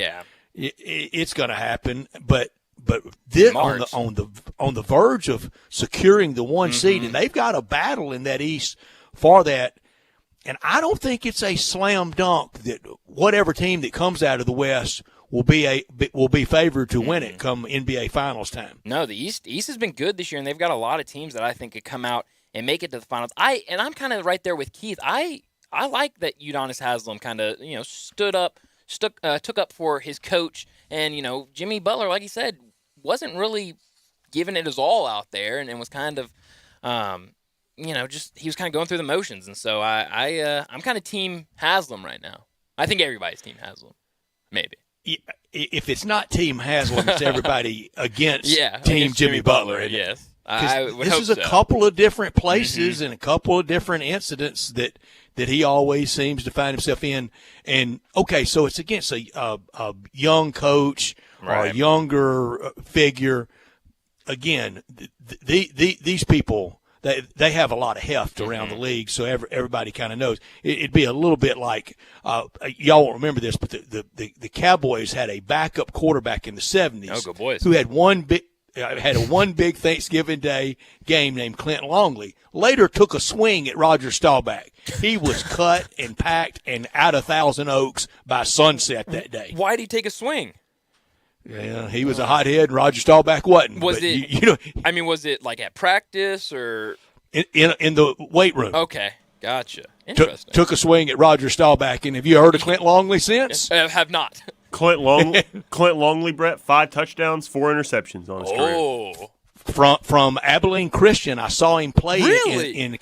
I saw him play in college. I saw at the Abilene Christian Arkansas State game in Little Rock in literally a biblical rain. When really? They would stop that game now 25 times. the to walk up and down the aisles in the stadium looked like the Colorado River. My Little League Little League football team or Boy Scout troop? One of the groups. We went to Little Rock to see Arkansas State play Abilene Christian in 71 or 72, and I mean Forrest Gump rain, Noah's Ark rain, and they played the whole thing. You can't, never checked up.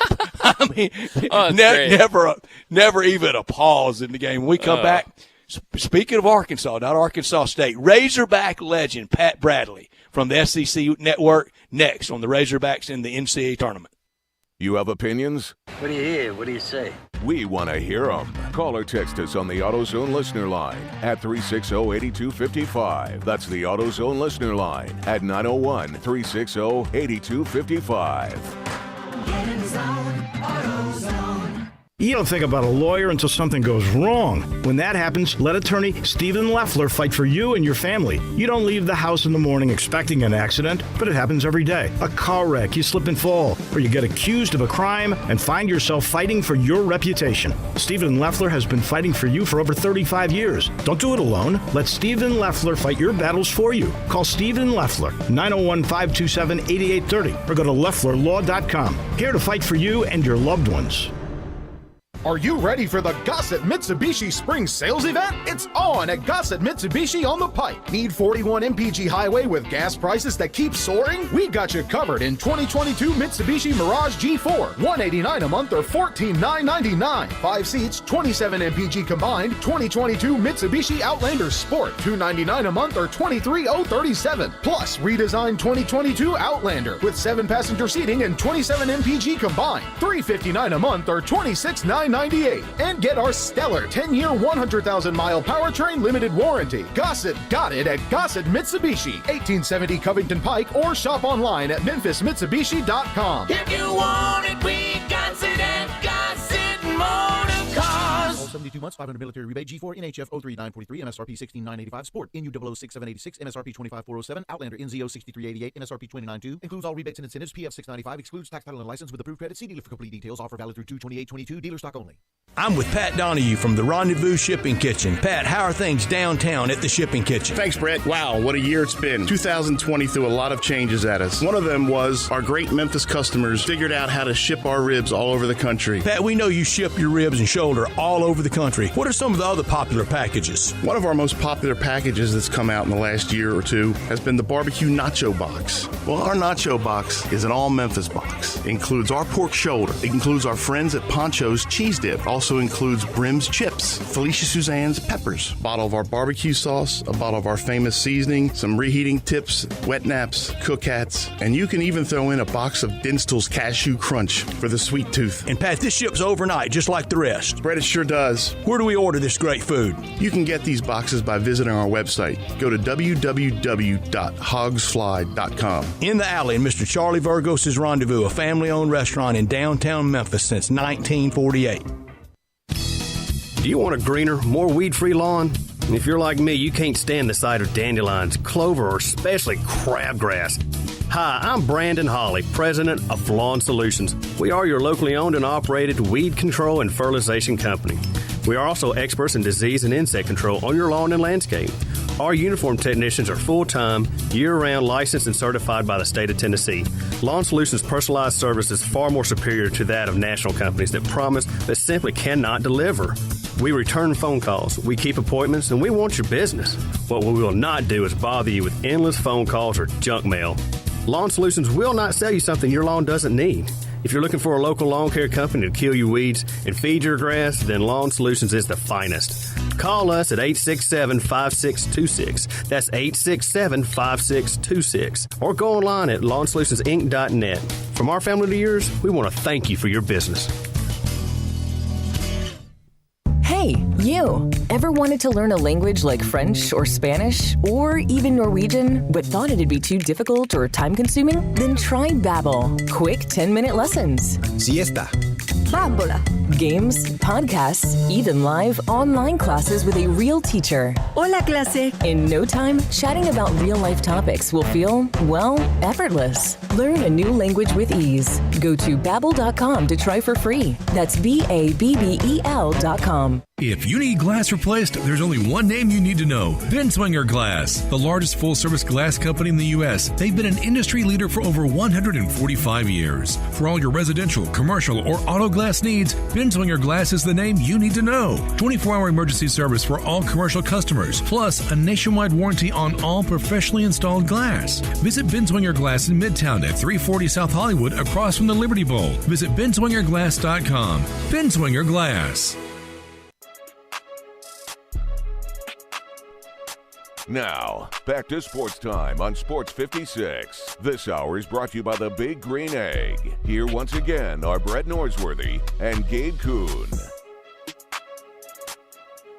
Gabe Kuhn out, Bryant Dacus so very capably and ably filling in for him this week. Jay Morgan Harder producing. This is the Big Green Egg Hour. And you can text us at 901-360-8255 at the AutoZone phone and text line. Very special guest right now. We were just talking a lot of Celtics with Keith Smith, who covers the Celtics so well for Yahoo and Spotrac and the Celtics blog. But now a guy that came from that area in 1995, 96, to play basketball for Nolan Richardson at Arkansas, and we kept him in this part of the country. He doesn't sound like us, but we love him to death. Pat Bradley, how are you? Good, thanks, Brett. How you doing, buddy?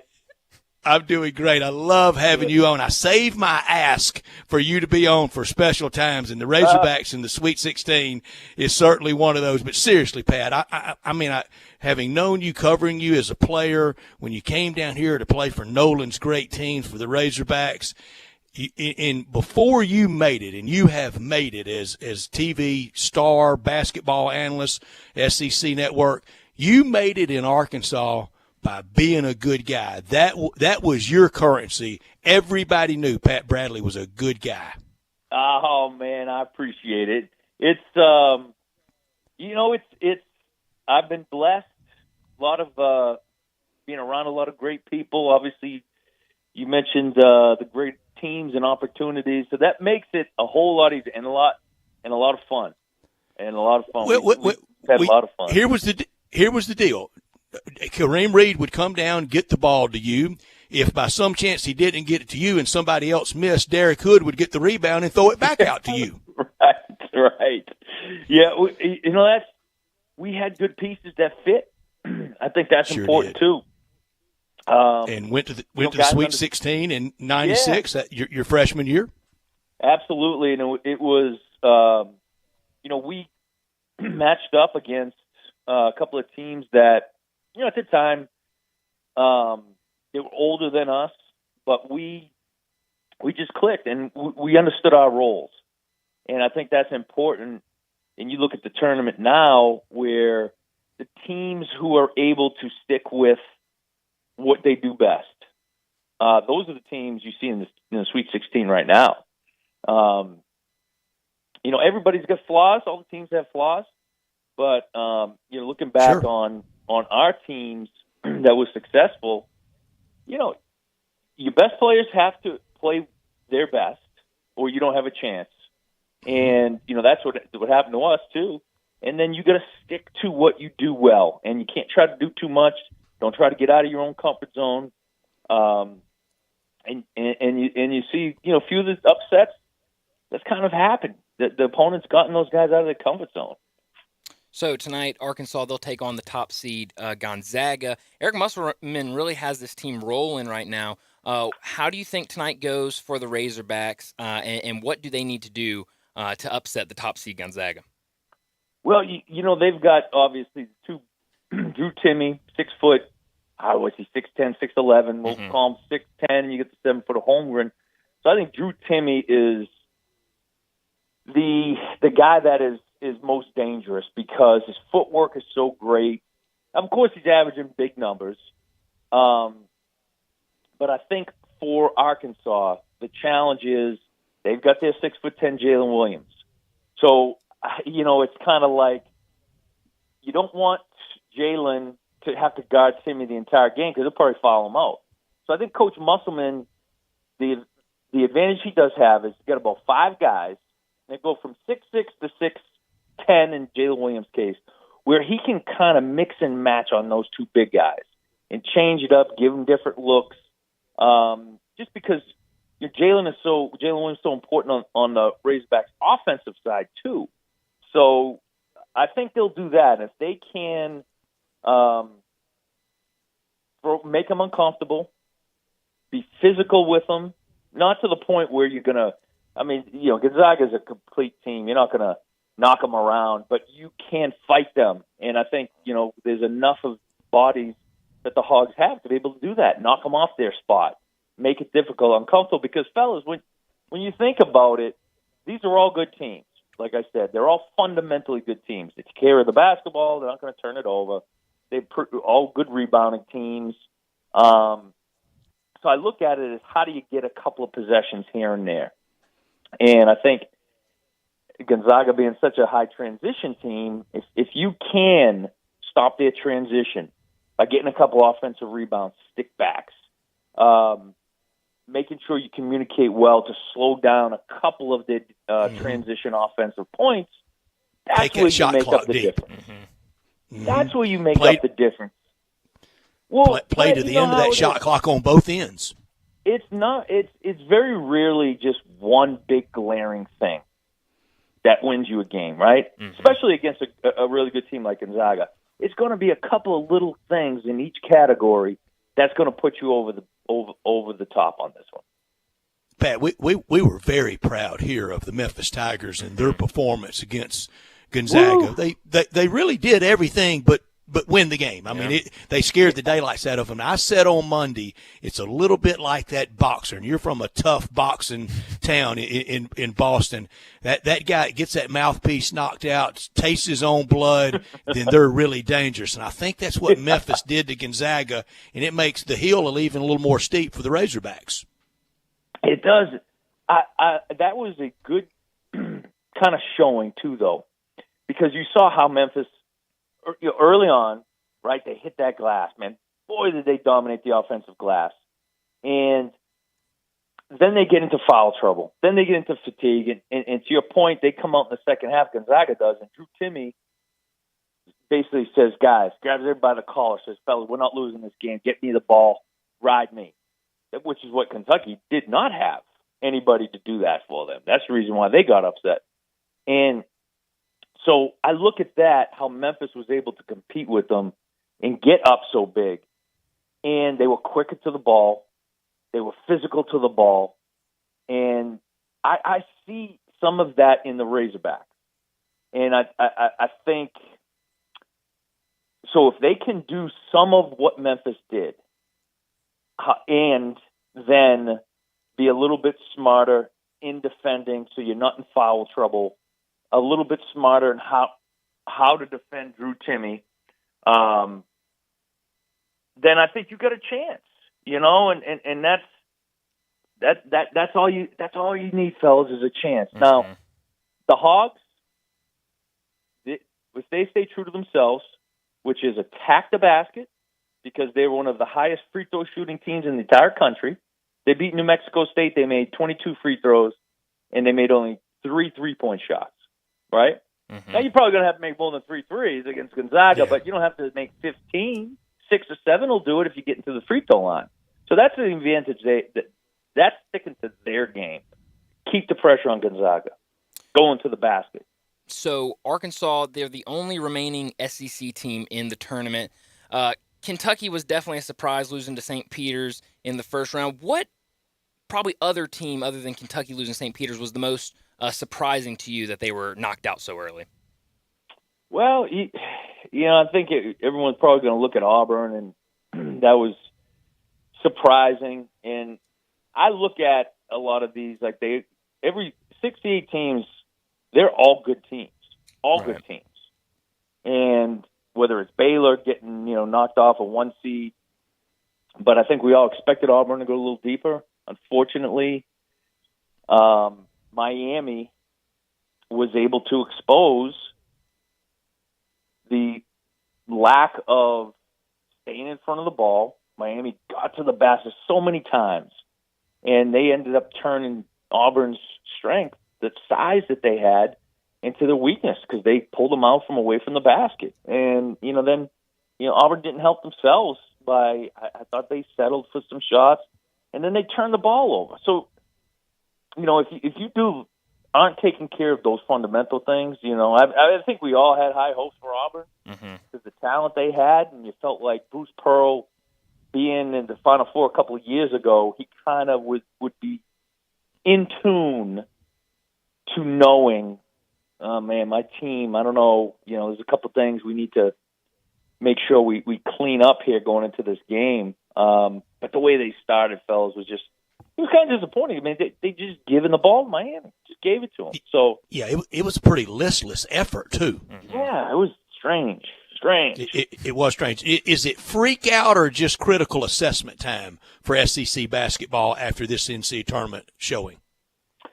Well, I think it's again the reality of everything, because in a one-game situation, you may not make 10 threes like Tennessee had done when they won the SEC tournament. An average three-point shooting game for Tennessee is they make 9 a game. They make 3 against Michigan. So that's the nature of, we love the tournament because it's exciting, but the nature of the tournament is it's one game. It's not dust ourselves off. We play again on Saturday. We still get a chance to win the league. That's just not, love it or hate it. That's just not the nature of no mulligans. It isn't, but no do-overs. That's the unfortunate thing, though, is I think we have sort of bought into all that matters is how far you go in the tournament. But should it? I mean, should one bad shooting night erase the fact that Tennessee won 20-something games and an SEC tournament title and all that stuff? That's the good and the bad about it. You fans tend to just say, "Well, we had a extremely disappointing season." Well, hang on, wait a second now. Auburn was number 1 in the country for the first time in the history of the program. How is that disappointing? But it is what it is. Yeah, you guys know that. Yeah, that's how it is. It's kind of how you finish the year. One last thing for Pat Bradley from the SEC Network. Razorback standout. I'm going to go to your playing days, to your coach, the man that got you to come down to the South and you stayed. Is Nolan Richardson the toughest man you've ever known in your life? Oh, yeah. No doubt. What it is too, man? No doubt. I'd say it just quick. I had not been around anybody who every day had a fire in him at practice. I mean, he was growling every single day, and you got to have that though when you're trying to push guys to places they've never been. You got to have that fire in you, man. He was always fighting his way out of El Paso, always. Wasn't he? Yeah, always. It was something, man, but it gave you that extra something. When you had a little less self-motivation that day, he was going to get it out of you. And the great ones do. Great coaches do. They know how to do that. They sure do, and they get it out of. They get the very best out of players, right. and he did out of you, Pat Bradley. Pat, it's great You to guys always the catch up best, with you. man. We'll be watching and Anytime. listening everywhere you are. Thank you, man. Right. Thanks, You're the Pat. best. Talk to you soon. You got it. Pat Bradley, Razorback standout, and he could stroke it from the three-point line, and his nickname is Shooter for a reason, and fun guy, and has just crushed it on the SEC Network. When we come back, we talk Sweet 16, other games other than just the games tonight, even look at some for tomorrow night. We do that, round out hour number 2. You're listening to Sports Time. Sports 56 Happy Hour with Johnny Radio, presented by Tito's Vodka, from 11 to 1 every weekday on Sports 56 and 98.5 FM. So we all know you can get everything you need at a grocery store, but why would you pay more for lesser quality meat? At Louis' Deli and Meat Market in Arlington, you're not only going to see the quality in their meats, but you will literally taste the quality in every single bite. Plus, more than likely, pay less. And that's really important nowadays. Got to get together? Fire up that grill with their handmade garlic sausages or jalapeno and cheddar bratwurst. Or how about a hand-cut bacon wrap filet or top sirloin? The absolute best. Or if you want to know how to improve your outdoor grilling, pick up some of Louis' fresh ground beef or maybe their hand-cut ribeye or New York strip. Louis has literally everything for your grill, from barbecue rubs, sauces, charcoal, and so much more. And Louis' Deli and Meat Market only carries the finest deli meats and 19 cheeses. And I guarantee you they make the best deli sandwiches in the area. So visit Louis' Deli and Meat Market, located in Arlington at 11695 Highway 70, just fourth of a mile east of Highway 385. Is locally and veteran-owned. Is Louis' Deli and Meat Market. It's the quality you can see and taste. Bellyacre's motto is City-Fied Farm Fresh. The goal is simple: provide a fun, unique farm-to-table experience for the whole family. Two great locations, Regalia at 6130 Poplar and in Overton Square at 2102 Trimble Place. Overton Square hours Sunday through Thursday, 11A to 9P. Friday and Saturday, 11A to 10P. Regalia, Sunday through Thursday, 10:30 a.m. to 9 p.m. and Friday and Saturday, 10:30 a.m. to 11 p.m. Signature burgers are made from 100% grass-fed beef. Sandwiches, salads, and the best milkshakes anywhere. The burgers, so good, like the Daria or the Double Daria, and the melt in your mouth. And you have to try the Voodoo Moo Moo. It is the quality brand the Bellyacres team has developed using grass-fed beef with creative homemade toppings in a fun farm setting right here in the city. The goal at Bellyacres, to become even more sustainable as they grow. In Overton Square and in Regalia, the very best quality available in Memphis, burger shakes and smiles at Bellyacres. Time for an NCAA tournament schedule preview. The break from the action is over and the Sweet 16 are ready to go. Coming up from San Francisco, the West region has the overall #1 seed Gonzaga taking on Arkansas, and the 2 seed Duke facing Texas Tech. And in the South region from San Antonio, 2nd-seeded Villanova meets Michigan, followed by top-seeded Arizona facing Houston. Who will survive and advance to the Elite Eight? Find out with Westwood One's exclusive coverage of the NCAA tournament, right here.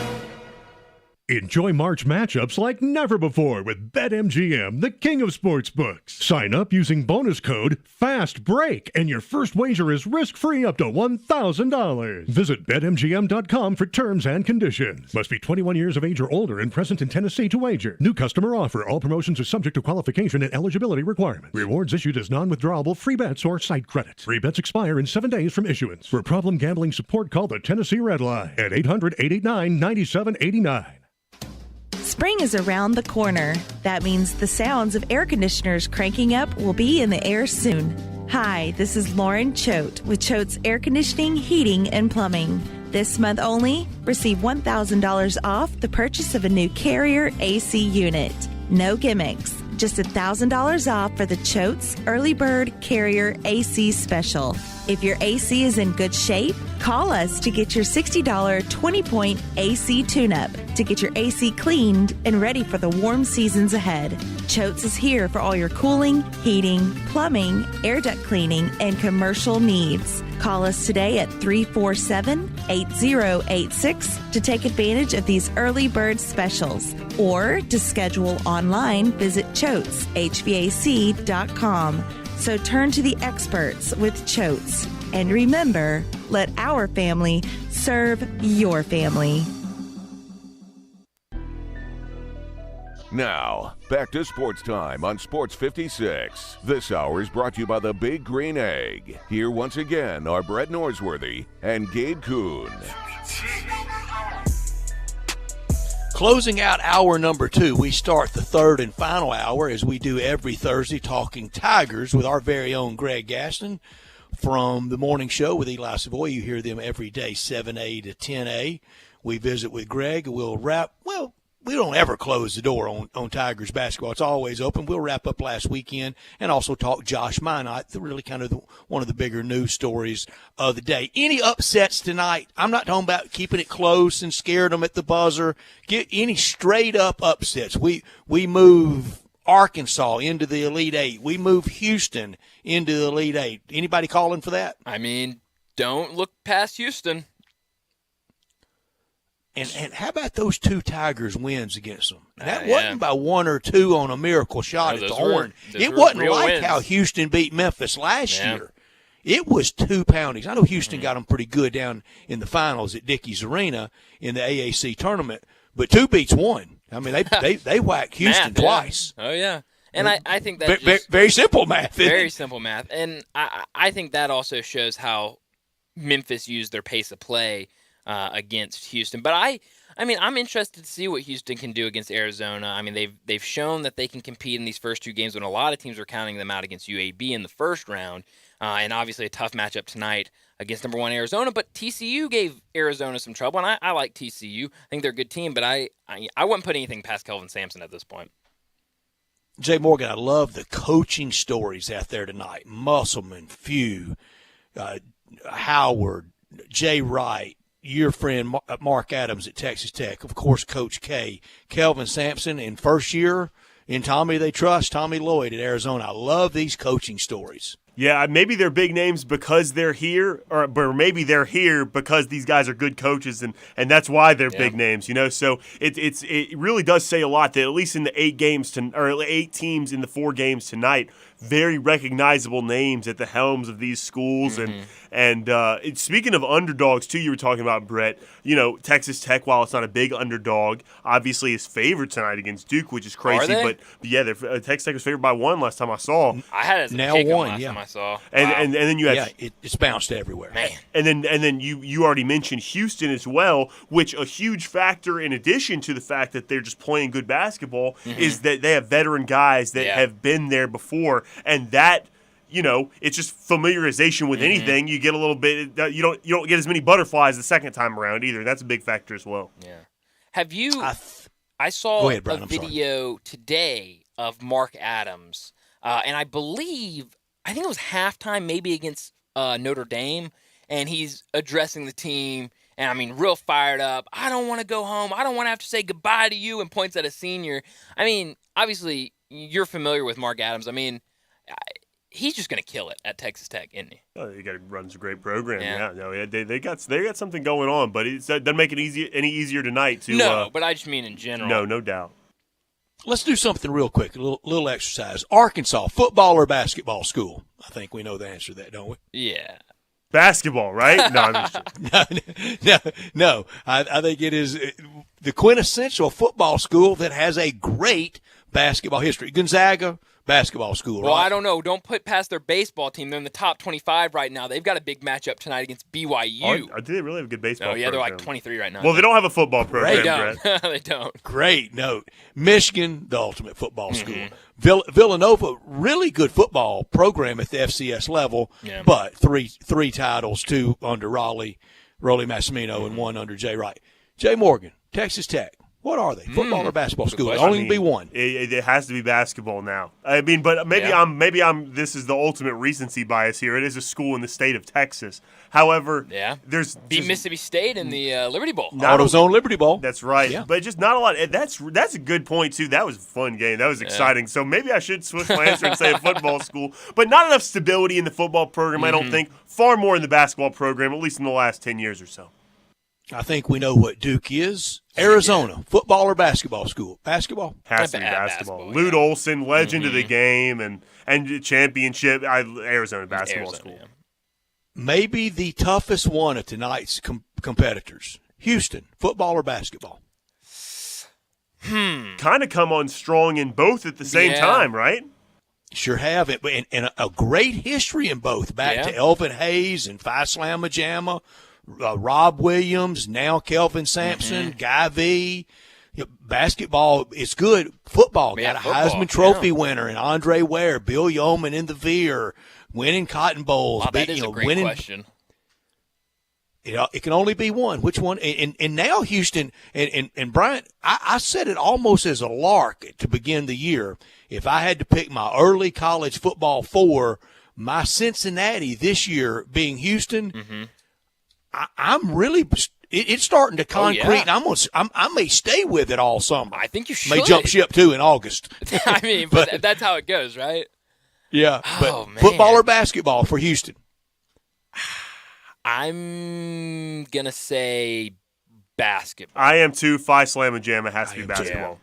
I am too. When you think of that team, and golly, just such a great team. The team they go to the Final Four in 82, 83, and 84. And don't win it, and just gave it away in 83. Had a comfortable margin, got in the way of destiny, and Jimmy Valvano being the darling of all time and running around like a madman just looking for anybody to hug him. and a great plan he had down the stretch, but Houston had that game most of the night. And Akeem Olajuwon that night, the MOP on a losing team, the last player to ever have that designation. Nobody will ever get that again. A rare designation for a rare talent. Oh, well said. Oh, he was something. Well said. And how he improved year over year. He was so raw in 82, just blocking everything, goaltending, fouls, and then improved his offensive skills and then got even better and went on to a great NBA career. And I think he's often, unfortunately, left out when people rattle off the big men of all time in the NBA. When we come back, we got a big man joining us, Greg Gaston, to talk all things Tigers. That starts hour number 3.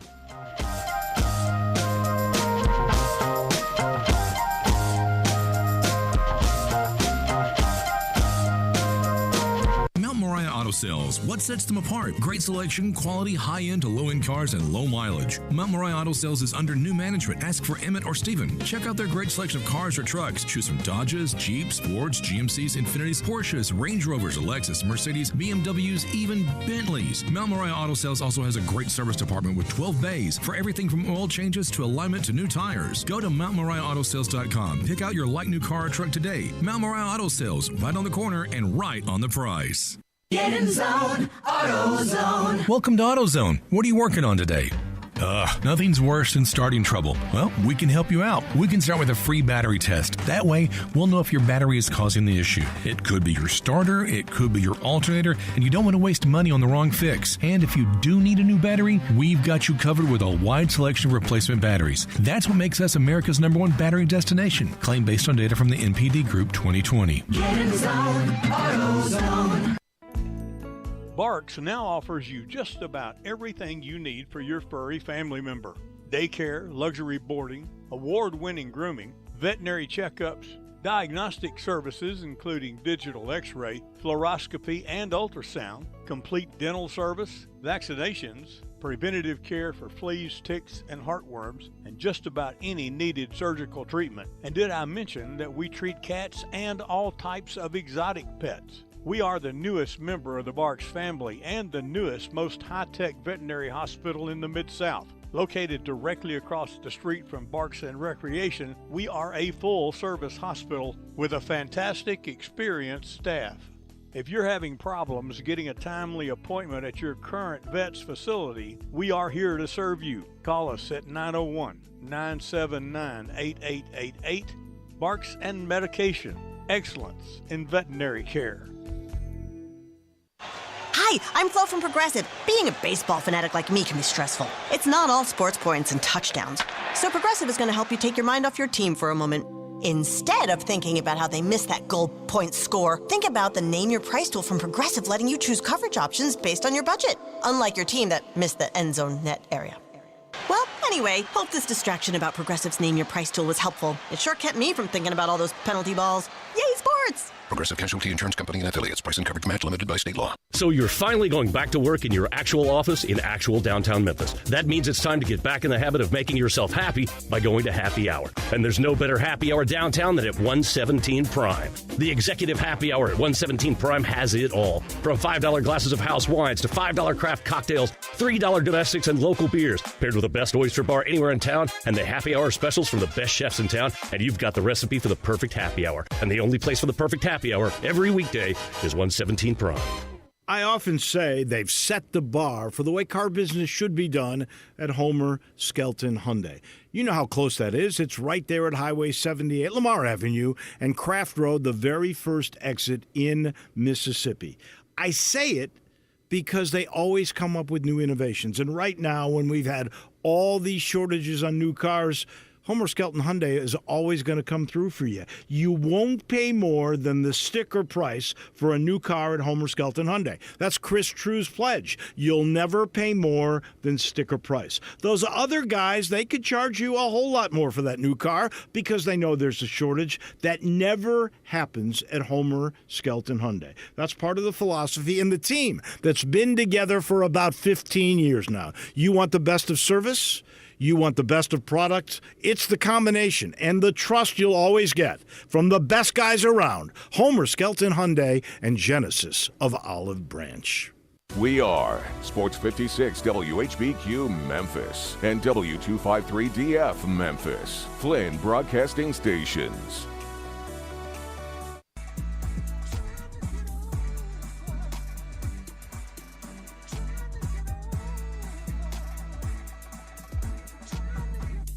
Now, back to Sports Time on Sports 56. This hour is brought to you by DeSoto Auto Sales. Here once again are Brett Norsworthy and Gabe Kuhn.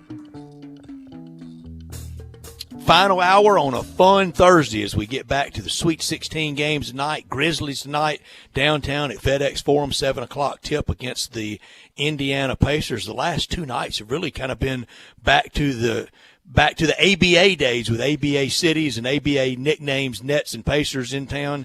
Memphis, a great good ABA city back in the day. Our third and final hour brought to you every day by DeSoto Auto Sales at 5704 Goodman Road. Online at DeSotoAutoSales.com. They are very proud to serve DeSoto County and the surrounding area. High standards in the car industry. All the cars thoroughly examined, checked out bumper to bumper, all test driven, unlimited inventory, every make, every model. If it's not on the lot, they'll go find that special car just for you. You walk into Soto Auto Sales and you're treated like family by kind, courteous employees, laid back atmosphere, down home environment, but they care about your time and they want you to enjoy the ultimate car experience. No shortcuts taken at DeSoto Auto Sales, but they know we live in a world today that time really matters, and that's why they keep the whole process very simple for you. You find the car you want, test drive that car, credit approved, paperwork completed, you're out of there in 45 minutes or less. You can do it over your busy lunch hour, or you can do it right now, right after work at DeSoto Auto Sales. They keep it simple, and they're proud to serve DeSoto County and the surrounding area at DeSoto Auto Sales. Go online and check them out at DeSotoAutoSales.com, 662-890-7184. Come on down to DeSoto County for that town and country experience you've come to know, love, and trust. We talk Tigers at this time every week with Greg Gaston. He is on our morning show. You hear him, you've heard him forever from 7A to 10A with Eli Savoy doing their great show. He's brought to you every week by South Hall Cafe, Mount Moriah Auto Sales, Mid-South Hobbies, 3A Collisions, Neil's Bar and Grill, and Wilkinson's Liquor and Wines. So Greg Gaston joins us now. Greg, obviously some big news dropped this morning concerning Josh Minot, that he's going to declare for the draft, and sounds like if he doesn't like what he hears, is going to transfer. Said that he has no intentions of coming back to Memphis. What were your thoughts when you heard that news? Well, first of all, good afternoon, gentlemen. Nice to hear your voices. And yes, I was not surprised by the news at all. I don't think anybody should be surprised at the news, because that was the intention all along for Josh Minot, is obviously to get to the NBA. And yes, it's you look at it and go, wow, he didn't play a lot of minutes. Did he do enough? Well, he's going to find out very quickly, as he will talk to NBA personnel, and they will give him their feelings and findings of what they feel his situation is for this year's draft. And the question is whether or not he would go if it was a second round grade, because now second rounders, not all of them, but many of them get a guaranteed deal. Obviously, it's not the money you're going to get as a first rounder. So would that be good enough for Josh Minot to go? And it just seems like, from everything I've read and everything I've heard, that Minot has his sights set now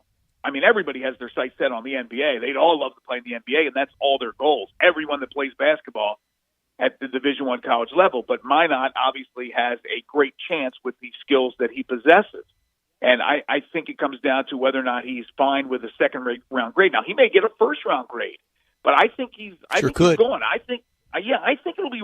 I really don't believe that he will play any more college basketball. And like you said, Brian, if it's college basketball, it's unfortunately not going to be at Memphis. And you saw that one coming down Main Street, didn't you, with the minutes? And look, there were times when I certainly understood what Penny was doing. There were times where Josh looked a little lost out there. But then again, a lot of times when you saw his superior athleticism, people questioned, why didn't he get more minutes? Why wasn't he playing more? And understandably so, with people wondering about that. So I'm not saying there was friction. There certainly wasn't. I heard that he was kind of a model player, and he respects Penny, and he respects Tiger Nation. But you've seen the last of Josh Minot at Memphis. I think you've seen the last of Josh Minot playing college basketball. Yeah, and he's not going to be alone. He's not going to be alone around college basketball, and players will leave, players will come in. And Greg, look, we have to deal with the breaking news and things that are happening, and it's a shame. I looked down there last night. You were in the building last night. Bryant was there. Coach Penny Hardaway was down there courtside having fun, NBA lifer, NBA legend, Memphis legend. But life comes at you fast. It moves quickly. We almost don't have time to even sit back and enjoy how the Tigers really saved the season. Yes, it got off the road, but Penny got them back on the road. Finished 22-11, won a game in the NCAA tournament, and we hardly can even enjoy and take that in for moving on to the next big story. And there's always a next big story with Tigers basketball. No, you're right, Brett, because for years and years and years before the Grizzlies were here, there were other things, but nothing reached the level of the Tigers. So you could linger more, unfortunately, if they struggled, or you can be in that joyous feeling of euphoria if they won for a longer time because you weren't moving on to something. But now you're moving on to something. You're moving on to what's going to happen to next year's team, what's going to happen with the portal. You're looking at the Grizzlies and their great run. There's other stories and other things that occupy our mind. So, yeah, I don't think any fan should dwell on the loss because I can guarantee you that the coaching staff is already looking to next year. They're already deciding what they're going to do with roster moves. They're looking at portal and players. There's over 700 right now in the portal. And the players obviously are looking at their future, whether it be with Memphis or not. So, yeah, there's no time to look back, but we certainly we can't enjoy anything, can we? No, we there's no way unless you won a national championship or an NBA title and you had a parade, then you could really enjoy it for a while. But I don't think we have the time to enjoy it. Let me tell you a story about that. I will never forget it. So Tennessee beats Florida State in the Fiesta Bowl for the national championship in 98, January of 99. I'm driving home, and I'm listening to vol calls on another station here, and kind of the first 10, 15 minutes was Bob Kessling with Philip Fulmer in full afterglow. National champions, first time since 1951. They say, well, when we come back, we're going to go to your calls. And they go to Bob in Milan. And I promise you, with all the enthusiasm of congratulating him on winning the spring game, Bob in Milan goes, hey, Coach, congratulations. How's recruiting looking? Are you serious? Look, there's a lot of curmudgeons out there. I think there's a little bit less than what there was, but yes, on to the next thing. What are you going to do for us? What have you done for us lately? Well, we just won you a national championship. Well, what's your recruiting class? Do it again. Yeah, that doesn't surprise me in the least. But getting back to your original point about the Tigers, we have the time on Sports Talk Radio to dissect and look back at what they did for this season, which was full of drama. It certainly could have been a soap opera. Season one would have been a dandy, a doozy. But when I look back at the season, I certainly don't look at satisfaction. Nobody in their right mind should be satisfied. But I also don't look at disappointment because they didn't reach the Sweet 16, which we all thought before the season that they probably would and should. And if they don't, it would be a disappointment. I look. And I changed my mind because I was going into it thinking, man, I'm going to be talking about how disappointing it was. But the run they made, to see that Houston's still alive in the Sweet 16 and you beat Houston twice, meaning the Tigers beat them twice, to have the performance that they had against Gonzaga after winning their first game of the tournament, to turn things around from when they were at the brink of disaster. I look at this and I go, yeah, you shouldn't be satisfied, and nobody in the right mind should be satisfied. But I am not going to sit here and say that was a disappointing season. I'm just not going to do it. Absolutely. And kind of going back to the Josh Minot news, we've seen it become a little more popular, well, way more popular ever since the rules were changed where players could go and test the draft waters and then could come back with their eligibility. Do you think over the next couple of days, the next weeks, when we get more exit interviews, into-season interviews with the players and Penny Hardaway, that we see more players enter their name into the draft with the option to come back? Yeah, you're going to see a number of players that are going to test the waters. There's no question about it. In fact, they would be fools not to at least test the waters, knowing that they can come back. I don't believe you're going to get – you may get a couple of the guys who won't test the waters that decide that they're going to enter the portal. Mm-hmm. I mean, that may happen. But I think as far as the other guys, and we're talking about the Landers Nollies, the Lester Quinones, even the DeAndre Williams, they're all going to say, yeah, we're going to test the waters. We're going to look at that. We're going to keep our option open to come back to play at Memphis. Again, you're going to lose some players. There's probably going to be, I would guess, 4 or 5 new guys, most of them probably from the portal. Maybe they'll be able to land one of these big 5-star guys or 4-star guys that are still out there or have now gone back to their recruitment. They've let go their verbal commitment to one school, and now they're open again for recruitment. I mean, they may land one of those guys, but I think the emphasis will be on the portal to get experienced players, knowing what they're going to get, what position that they're going after. It's obvious they need to get a point guard. They need shooting. They need a big to replace Duren. But to answer your question, Brian, yeah, I think you're going to see a number of guys here when the word starts to dribble out over the next few days and weeks that these guys, a lot of them will be testing the waters. And you almost want to hope that it moves quickly, that you get other announcements, because then the coaching staff can go and address needs as it merits. Who is the must that they have to have return that can for next year, Greg? Who is the must? Okay, that's interesting. Probably a few days ago, if you asked me, I said, yeah, they got to get Minot. They got to keep Minot. He's got all the talent in the world. And we know Duren's gone. So, I mean, I look at this team and go, who's a must? Well, if DeAndre Williams wants to play another year, and he's still got back issues, and we'll see if he does anything in the offseason as far as that's concerned. I mean, that has still bothered him. He's played, but he has not played at 100%. But we know how important he is to that team. Even turning 26 years of age, you talk about veteran leadership. I would think DeAndre Williams, with his record stats of how they win when he plays for the most part, I would say he's extremely important. Well, and he's going to be older than some assistant coaches out in college basketball. Oh gosh, yeah. I mean, soon his kid will be playing. No, I don't. He doesn't have a kid. We kid.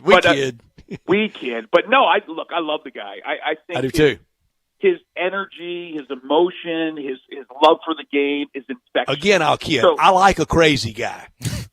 Yeah, to a certain extent, but you're absolutely right. You almost need a crazy guy, like a Rodman or something, who's just who knows what he has to do on the court. But, of course, Williams is more than just a guy that's called upon to get rebounds or play defense. The guy needs to score a little bit more as well. And I think, again, if he left, I would understand completely. Really, I would. But if he came back, that's a veteran player. So you got that veteran player. Another guy I think would be nice to have back is Lester Quinones. Lester Quinones had that three-point shot pretty consistently going down. He played well defensively. Another experienced guy. I wouldn't mind seeing Quinones come back as well. And I hope that the young guys, and I don't know about Sam Onu. I don't think he'll stick around.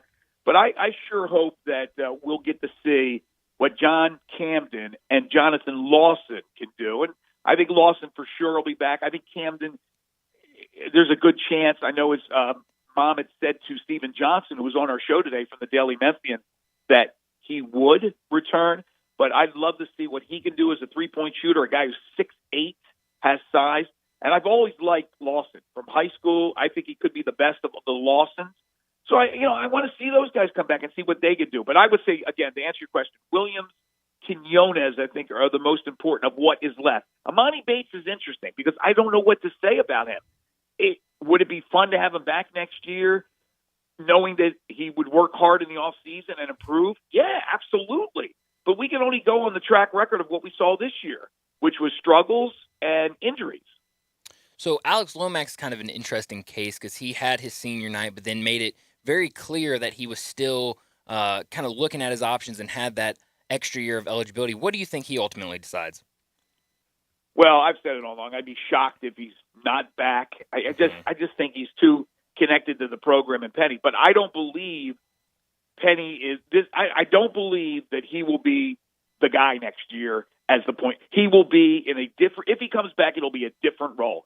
They are going out and they are going to land. I'm telling you, they're going to land a point guard. They're going to land a guy who can score at the point guard position. I would be shocked if that's not the direction they go in.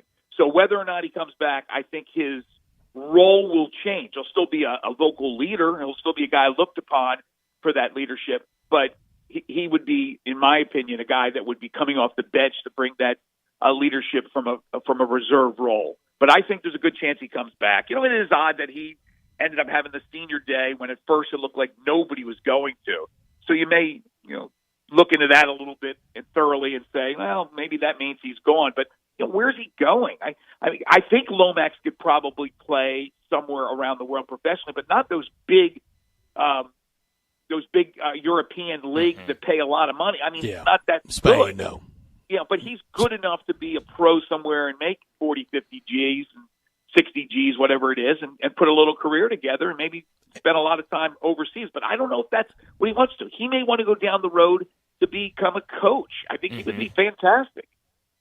Oh, I think he's central casting to be on a staff someday at the University of Memphis. Greg Gaston, our guest. You hear him every morning, 7 a.m. to 10 a.m. with Eli Savoy on our morning show. He's with us every Thursday afternoon. And, Greg, I don't – the two best international leagues, I think, are in Spain and in Israel. I don't see Alex Lomax in that. And right now, do you really want to be going to one of those leagues in China or in Eastern Europe? You could be there and the country could be overthrown overnight. Exactly. Right now, it's very tenuous to go to some of those places. So certainly that's a factor. NIL is a factor.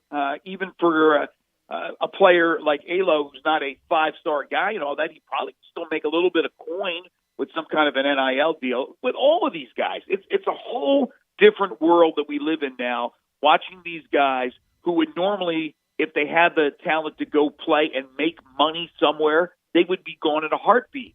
But now, because they can make money, some more than others, staying in college, there's now that option. It's so different with what we're going through, what we're seeing. Of course, we're not directly involved in it, but what we're seeing and what we're hearing with recruitment and players and the NIL. Do you think he could, and like you said, come back next year, kind of be a guy that they bring off the bench and then kind of go into that role that we see Willie Kemp in this year as kind of a grad assistant under Penny? Absolutely. If that's the direction he wants to go in, I think he could do that. But again, I think he can He's play. earned it. Yeah. Yeah, I think he can play pro somewhere. If you can get into, and I don't know how strong the Australian league is, but you're right, Stats, as far as the best leagues. Germany, you throw into that mix as well. But some of those places where you don't have to worry about war and things of that nature. Maybe or like that. rumor of war, like the good book said. or rumor of war. But, New Zealand has a league, Australia has a league, and things of that nature. I don't know what he wants to do. I haven't spoken to him about that. But certainly I think, again, if he comes back, which is a good chance, it's not going to come back in that same role. I would be stunned. As much as the relationship is so healthy between those two, almost like father and son, I think Penny realizes that they have to go out and they have to get a scoring point guard. I would be surprised if they don't. Greg, thank you for your time today. It was fun seeing you last night at that fun event. Are you going to the Grizzlies game tonight, or are you taking in college? I'll take in college tonight, but I plan Same. to go Saturday to go watch Milwaukee. Yeah, world champs here on Saturday. Greg Gaston, thank you for your time today. We'll be listening Thanks, bright and early tomorrow morning at 7 o'clock. Thank you. Thanks, guys. Take care. You got it. Greg Gaston with us from our morning show, Always Talking Tigers Us, and it's brought to you by 3A Collision, South Hall Cafe, Mid-South Hobbies, Mount Moriah Auto Sales, Neil's Bar and Grill, and Wilkinson's Liquor and Wines. High hard one for you guys. Okay. What was the moment of the year for Tiger basketball this year? I would moment of the year. I'd go Houston at home. Take your pick. Or no, on the road. On the road. Either one of them. Yeah. All right, Jay Morgan, what was yours? I would say Houston. I was thinking Alabama at home too. I was thinking Alabama. I mean, Had to have that one. Not that it matters nearly as much as a conference game, but it just meant a lot at the time. It seems like. And I think with the Houston one, it was more. It seems like the past couple of years, you always have close games with them, but can never really topple them. Especially last year, losing those two really close ones, and then getting that first win, especially on the road, was really. What's yours, Brett? Yeah.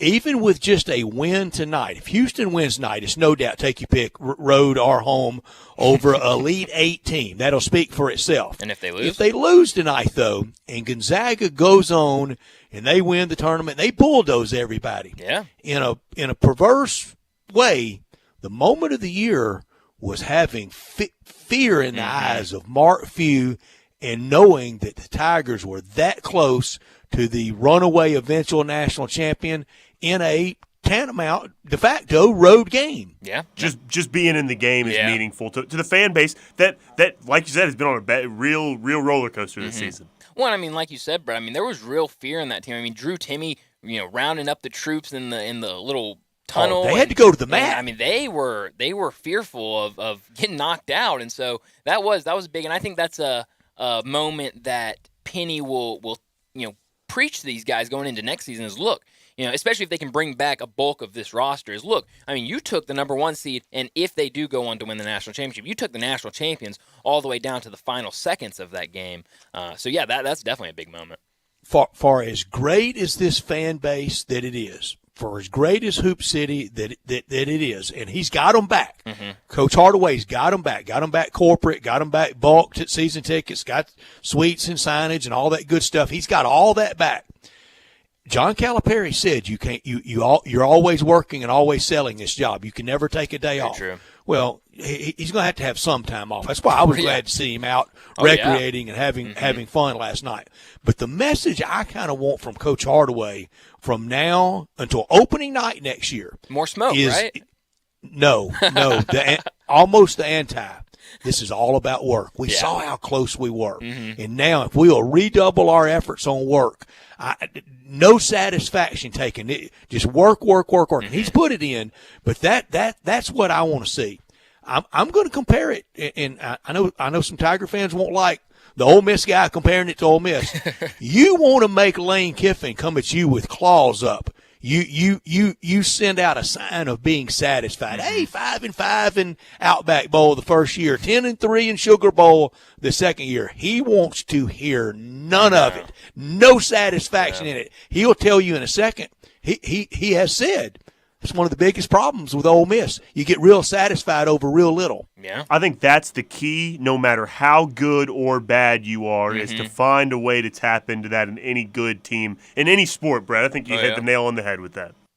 Yeah, I mean, just redouble that effort. That commercial. I think it was American Express of Tiger Woods early in the morning out there in a rain suit hitting. That now they taped that for advertising, but he lived that. Absolutely, he did that. I mean, he practiced shots on his knees, holding a half sand wedge, or as Roger Maltby on NBC Golf always calls it, the sand iron. Before we go to break here, Brett, what you just said brought to mind when I was a freshman at Texas Tech. We played Kansas, and Joel Embiid was on the team. And remember, Andrew Wiggins was the number 1 player in the country. Not that Joel Embiid was any slouch, but he comes out there, and they have shoot-around. Let's say it was at 3 o'clock. Shoot-around's done at 4 o'clock. He didn't even go back to the hotel with the team. He was there from 4 o'clock until the game tipped at like 8 o'clock. Oh, wow. Just a full 4-hour workout of him working, because he knew that the goal was not to play Texas Tech on some Tuesday night in the Big 12. It was to be one of the best players to ever play the game. a story along those lines. It was legendary that Larry Bird would get to Boston Garden, and I don't know how many shots, 100 free throws, 100 jump shots, and he would run the concourse to stay in good shape. And he would like to do it like at 1 o'clock, and I don't know the times. But anyway, in one of the world's biggest horses rear end human beings ever, Rick Barry, of course he was dubious of it. And he got to Boston Garden one day, as the story goes, and no bird. He gets there like an hour before the normal time, stays, and goes to like one of the building security guys and said, yeah, I knew that was a bunch of garbage. Y'all make so much out of nothing. They go, oh, he had something come up. You missed him by 2 hours. He came this morning. He's already been here. Yeah. He's already done it. Oh, wow. And that is how and what made him so great. We break. When we come back, we'll see what's trending. We'll look around the world around the sports, and then we will close out the day with Taco Bell Crunch Time. You are listening to Sports Time. We are Sports 56 WHBQ. Listen to us daily on 560 AM and 98.5 FM, as well as around the world at sports56whbq.com or on the Sports 56 app.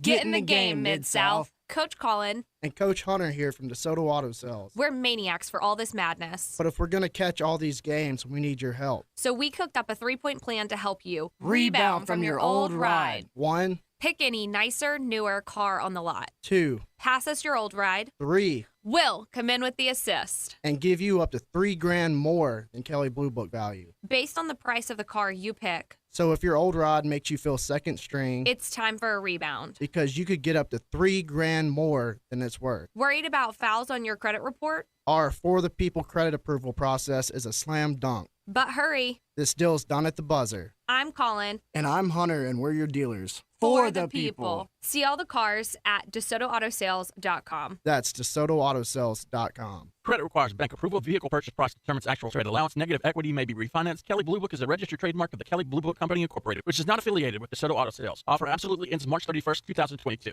Say there was a place, the perfect place for everything you need for tailgates and patios. Grills and chairs, charcoal and coolers. Everything to make a great game or a great day. That perfect place wouldn't be a warehouse. It's East Memphis Ace Hardware. Locally owned and operated at Quince and White Station, East Memphis Ace Hardware is where you'll find Benjamin Moore paints, local plants from local growers, and Black & Decker tools. Around the block, what you need in stock with people who know their tailgates. Welcome to East Memphis Ace Hardware, the home convenience store. Brian Elder's Roofing Solutions. If you have damage to your home and have your insurance carrier involved, you need a great contractor. You also need a team that has seen claims of all shapes and sizes, residential or commercial. After our inspection, we'll share our findings and give you our professional opinion. Some people say you get what you pay for. However, our opinion is free. Trust the name you can depend on, like the tens of thousands of families Brian and I have served over the past 20 years here in the Mid-South. Brian Elder Roofing. We'll measure your roof from outer space and share our team's experience for your property and claim. Repaired roofs, replacement roofs, big roofs, tiny roofs, insurance roofs, flat roofs, TPO roofs, asphalt roofs, tile roofs, slate roofs, metal roofs. If your roof needs some love, call me. 901-867-0303 for Brian Elder Roofing and Contracting. Call 867-0303. Brian Elder's Roofing Solutions. How do you make the most of your land? Shaw does it behind the wheel of a John Deere 1025R compact tractor. Shaw stands for skilled hands at work. And he lives up to the name as he uses his versatile tractor to make the earth take the shape that I wanted to take. And the Allens fire up their John Deere 3032E compact tractor to grow about 9 acres of flowers. Because the beauty of having land is deciding how to make it yours. There are millions of ways to make the most of your land. Learn how to make the most of yours at Deere.com. Nothing runs like a Deere.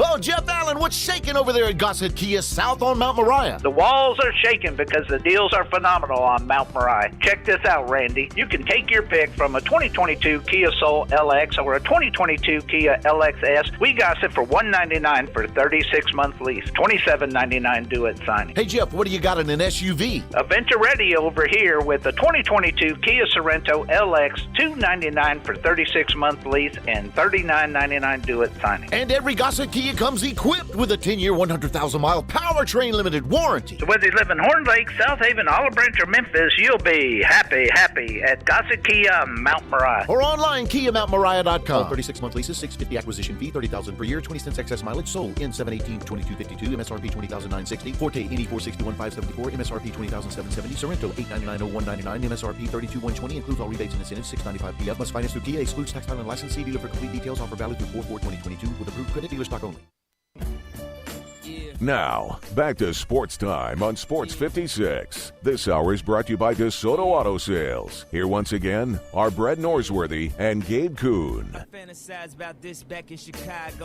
Gabe will be back with us on Monday. J. Morgan Harder producing. Bryant Dake is co-hosting with me and doing a fabulous job. I've had a blast this week with you guys. Look forward to tomorrow and these games tonight. And we will have all the action right here tonight on Sports 56 and 98.5 FM with Arkansas and Gonzaga. The first game at a tip around 6:09.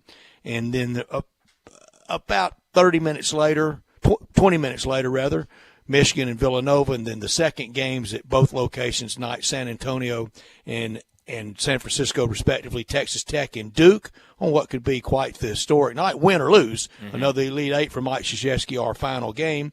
And then Houston and Arizona at the end of the night. That one tips at 9, and I will stay with it because this is the time of year that it's sleep deprivation. News today. Oh, yeah, I'm all the way through to the end. News today that a second grand jury declined to indict Deshaun Watson. At some point, don't we just say, look, system has served itself. It's time for him to play ball. I mean, you'd think so. I'm curious of how this one plays out. If it plays out the same way, does another grand jury come in and try to do the same thing? Because then at that point, you're just kind of I feel like you're just going through it. I wonder what the Browns are thinking right now. They're thinking they spent a lot of money, everything guaranteed, and they might not have him this year. Exactly. But at some point they will. Yeah. And how long should a penalty be for this year? How many games? A season? Well, I mean, I think you made a good point. I guess it was Tuesday when you said. I mean, he sat out for I don't exactly know. I mean, it was the whole season last year. Yeah. And so it seems like he sat out a lot. I don't want to go out and say he should sit out this many games. But you know, I definitely think that needs to be factored into it. A lot of news from the NFL. The draft on the way. The NFL never takes a day off. It is the best off-season sport now, isn't it? It is. I mean, there's always something going on, and obviously pro days coming around. Ole Miss Pro Day was yesterday. How did that go? Did you hear any news from that? Went well, and you know they're made to go well, right? You except for the poor Michigan player that had the injury. That was terrible. You don't want Pro Day to blow up on you. Pro Day today at the University of Memphis, where Dylan Parham and Calvin Austin, they're both going to be drafted. Oh, yeah. To both the third round or better, or later. I mean, I definitely think they could both go third. What do you think? It's looking like they both can go third or better, and you know they'll make teams that way. Yeah, and I heard all 32 teams had scouts there, which is great, obviously for those two guys, but also just for the program in general to get that many eyes on your program and to see all the other players out there. You know, it's definitely great for that. Except for an injury, and that injury for the Michigan player with the shredding the Achilles, and we know what that means in sports. Yeah. It's just one of the ones that it ends careers. Yeah. How can pro days go bad? You set them up for them to be flattering, don't you? Yeah, I mean, I guess something like that is really the only way it can go bad. What do you do at a pro day? Honestly, I have no idea. Is it the same as same as the combine? Pretty much, yeah. I mean, you do the 40s and you do all that. I wish, you know, with Gabe had his troubles, I wanted to ask him to walk us through because obviously he had his pro day at Memphis. But yeah, a lot of times what you didn't do well at Indianapolis, they want to kind of want to lock that down. Then if there's something that you just don't particularly do well, don't do that at all at your pro day. Yeah. And then if you have something that you really can accentuate, show that off. It's a glorified job interview. What would be the reason to do both the draft combine and your pro day? Is it just to build stock? Because don't some guys either pick one or the other or don't do either of them or something like that? Matt Corral did. Matt He Corral, did. yeah. He just really kind of showed up in Indianapolis and shook hands and Kissed babies, one-on-one interviews. But I mean, I got as close to the 3-cone shuttle as he did in Indianapolis, and he really wanted to save it for yesterday in Oxford, and it sounds like really good reports, and all the teams there represented, head coaches there, wanting to see what they got, because especially that position, you can miss now, and relative to the entire pay structure with how they've redone it, you don't have the money locked up in that first rounder, but you still don't want to. You don't want to be back drafting quarterback after quarterback. Yeah, and obviously you were kind of the first ones to say this on our show after the bowl game, that Matt Corral injury wasn't anything to be scared about. I mean, does it sound like it's all right and it's really nothing to worry about? Scouts aren't worried about or anything? I don't think so. And, a lot of comparisons for him to Malik Willis. And, it was one game, and Malik Willis did not have near the supporting cast around him that Matt Corral had, both offensive line, skill position players, his defense. But I saw the game that day. There was no comparison who was the better quarterback that day.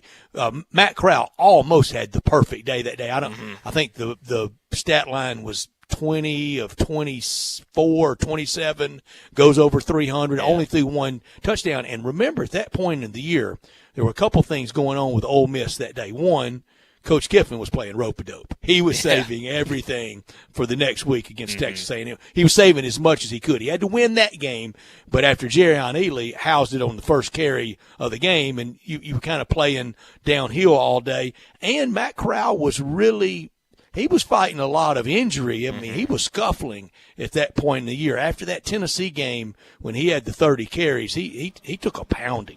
You mentioned Malik Willis's supporting cast, too, and I was thinking about this when they first started all this evaluation process in the offseason, is them talking about being so impressed with the way Malik Willis throws the ball. They said, well, we saw him run so much during the regular season. Well, no wonder his offensive line couldn't block anybody. So he's just got to take off and run right when that ball snapped. No one got to see his arm talent until he got to the offseason.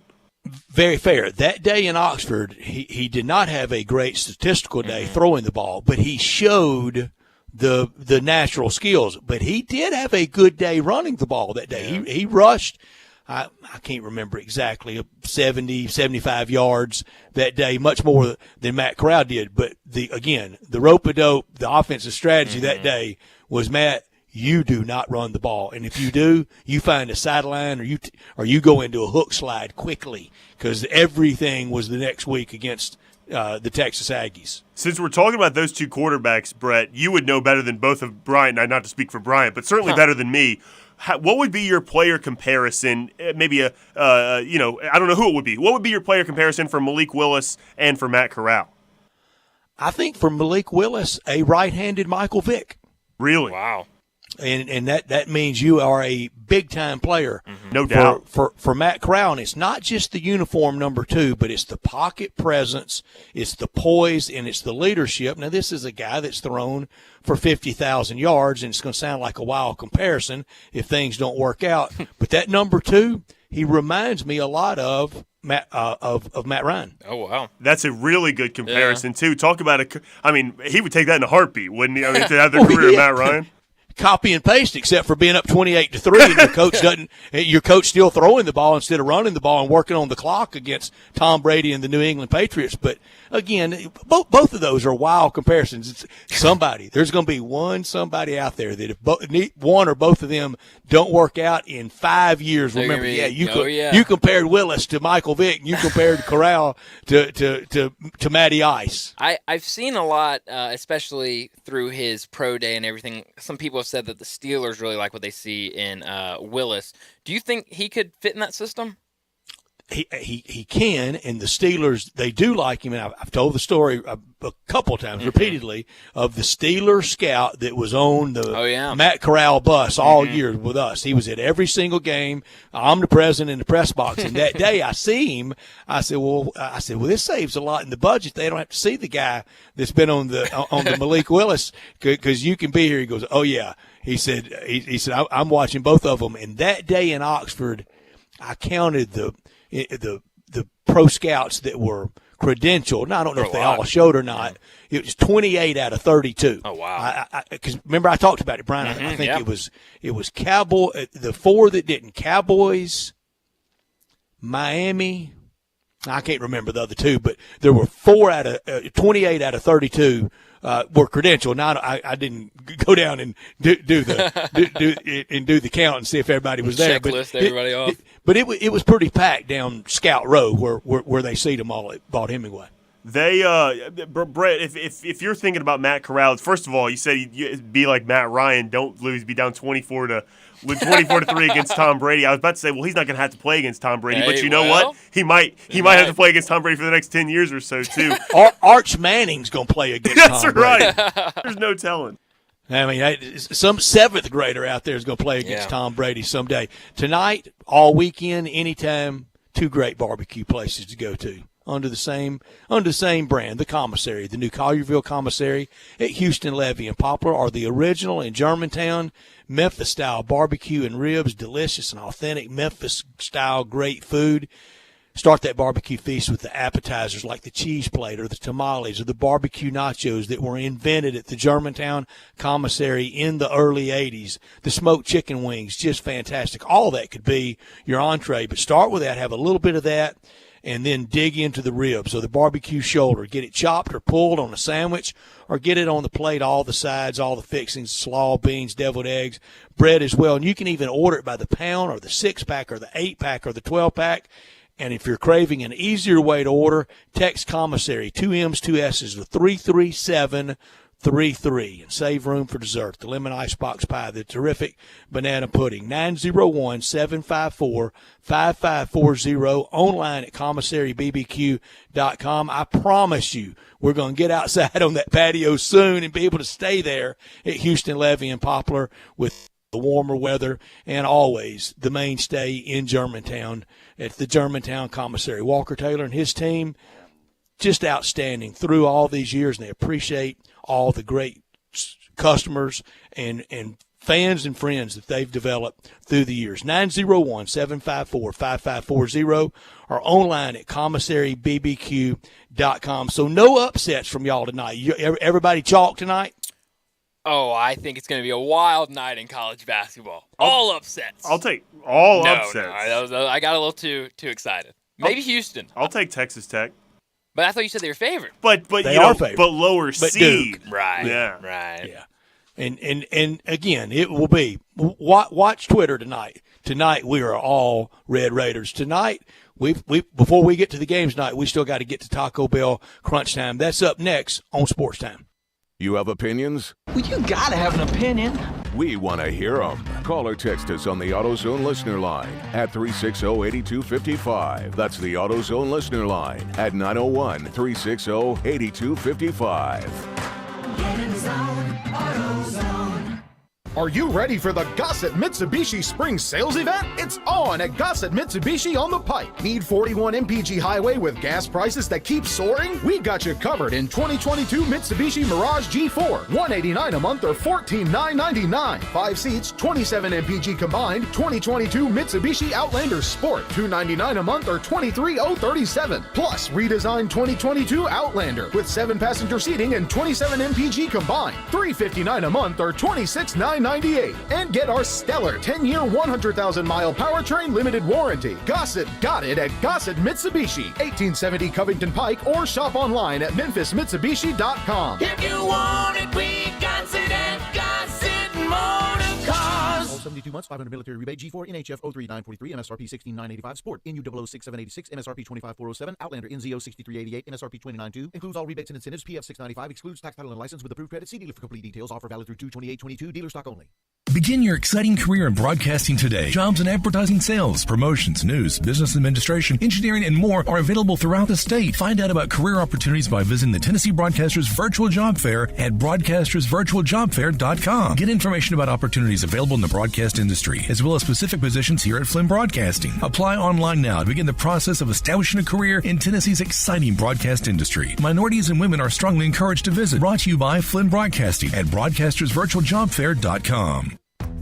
Want your biggest possible tax refund this year? Jackson Hewitt and Walmart have an offer you won't want to miss. Your Jackson Hewitt Tax Pro will prepare your federal return for as little as $59 and no more than $179. Taxes done where you shop. Your biggest federal refund guaranteed for no more than $179. Stop by Jackson Hewitt in any participating Walmart store today because this offer won't last. Terms apply. If you want to make money in sales, Flynn Broadcasting wants you. If you can sell, Flynn Broadcasting has a great career waiting for you. If you can sell, we have great benefits, salary, commission, sales leads, and a great place to work. If you can sell, let us know today. Send your resume to jobs@flynn.com. Can everyone sell? No. But if you can, Flynn Broadcasting wants you. Apply today at jobs@flynn.com. Start your great career today at jobs@flynn.com. Flynn Broadcasting wants you. I often say they've set the bar for the way car business should be done at Homer Skelton Hyundai. You know how close that is. It's right there at Highway 78, Lamar Avenue, and Craft Road, the very first exit in Mississippi. I say it because they always come up with new innovations. And right now, when we've had all these shortages on new cars, Homer Skelton Hyundai is always going to come through for you. You won't pay more than the sticker price for a new car at Homer Skelton Hyundai. That's Chris True's pledge. You'll never pay more than sticker price. Those other guys, they could charge you a whole lot more for that new car because they know there's a shortage. That never happens at Homer Skelton Hyundai. That's part of the philosophy and the team that's been together for about 15 years now. You want the best of service? You want the best of products? It's the combination and the trust you'll always get from the best guys around. Homer Skelton Hyundai and Genesis of Olive Branch.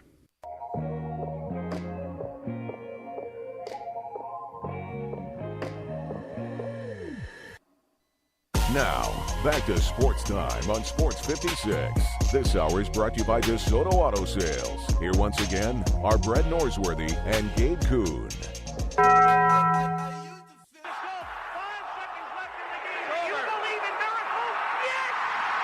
crazy, folks!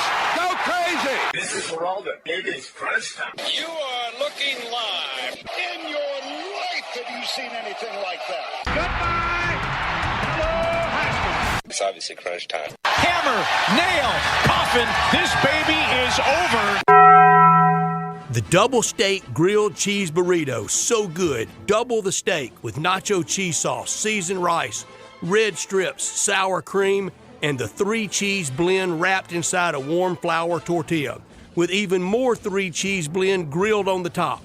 The double steak grilled cheese burrito, it hits the spot now at Taco Bell. And at Taco Bell, when they say they are feeding people's lives with unexpected good, they mean it. Bowl food you can't get anywhere else. Brett, what I learned today, and I don't know if you knew this because the NCAA is trying to confuse us, I guess you could say. We already have a champion in college basketball.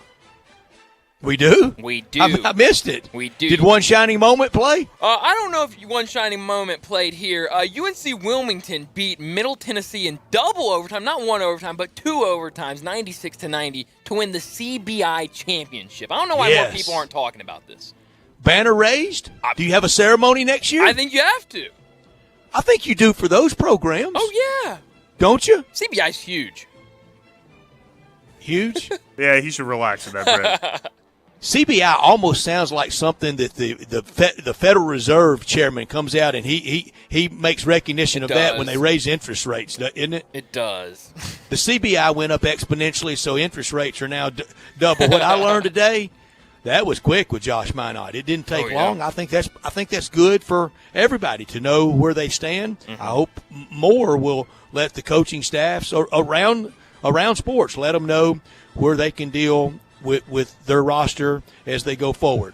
So much that Penny could kind of have the sales pitch to save him. Seems like he's been gone for a while. That's what's being reported. And I mentioned, how will he be remembered?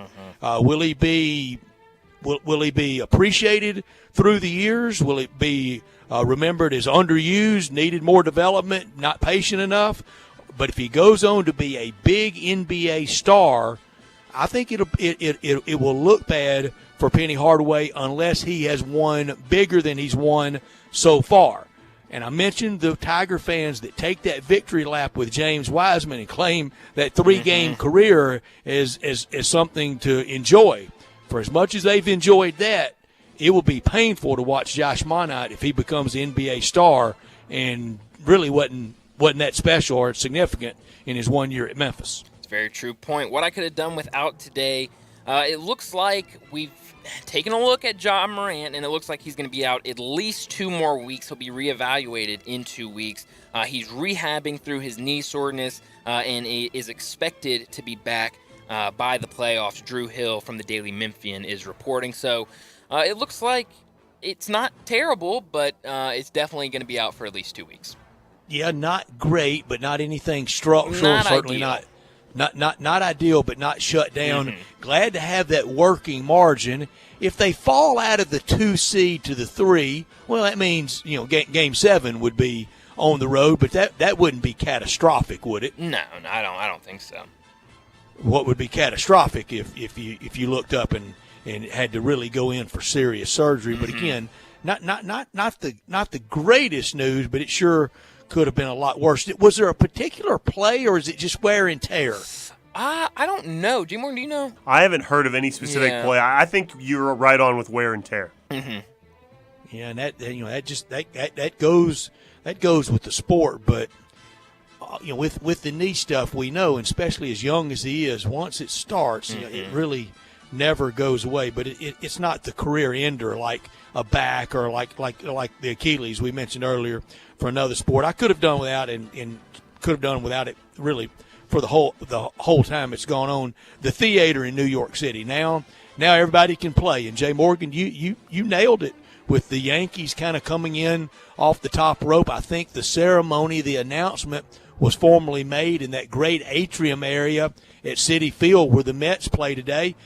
Baseball got it done for basketball in New York City, didn't it, Jay Morgan? I think so. Yankees. Hey, there's way more Yankees fans than Nets fans. I guess so, but it's been so sad across every way of life out of the pandemic, during the pandemic. But how about those people in New York that don't have the money that Kyrie Irving did, that had their careers ended, had their way of life over? Bill de Blasio, just one of the fools of all time. And so I guess we should give credit to the new mayor. Sooner would have been better. Yeah. Did Kyrie Irving win? I mean, he didn't lose. He didn't lose. That's right. I mean, so I guess he won.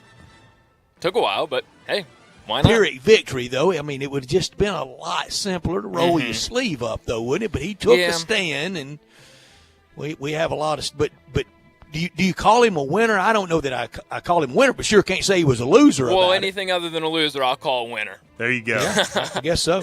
What are you watching tonight, Brian? Well, there's a lot to watch tonight. Jay Morgan's Ice Cats play tonight on the ice. Who? The Ice the Cats, what? the Florida Panthers, as the Ice Cats as Jay Morgan referred They're the one to seed in the East, aren't they? Best team in hockey right now, Brett. Oh, well, thank you.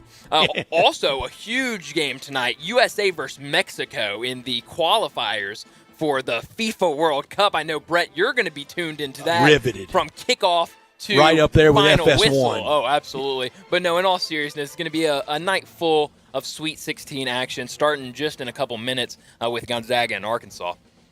And in the NBA downtown with the Grizzlies hosting the Pacers. Some different lineups tonight, so we're going to have to get used to that. And with the Ja news, we're sure going to have to get used to it. Last night, the building was marvelous. I don't know that it can quite replicate that tonight, but it was some kind of special last night. Sweet 16, Razorbacks and Gonzaga, Texas Tech and Duke in San Francisco could have a real Southwest Conference feel to it with the Red Raiders and the Razorbacks there. Michigan and Villanova, Houston and Arizona in San Antonio. Tonight also, the Suns at the Nuggets late. Are we now going to get a little bit worried about the Grizzlies falling out of the 2 seed? I mean, let's see what they do Monday night against Golden State. If they win that game, I'm not worried. Already looking past the Pacers. Yeah, but with no job, with no job, we know it's going to be tough. But it should be fun tonight downtown. I know a lot of people watching and listening to college basketball, and we have all the college basketball coming up right here when we get through. Want to thank Gabe Kuhn for checking in with us on his vacation. That's always nice. Keith Smith, always on Thursday. Pat Bradley, so much fun to visit with the Razorback standout and with the SEC Network star that he is. Also Greg Gaston every week with us. I want to thank you guys. Thank you, Jay Morgan. Thank you, Brian. Always so very good. For Jay Morgan, for Brian, for Gabe in his absence, I'm Brett Norsworthy. Stay tuned right here. We have the games coming up on WHBQ with the Razorbacks in Gonzaga being the first game of the night.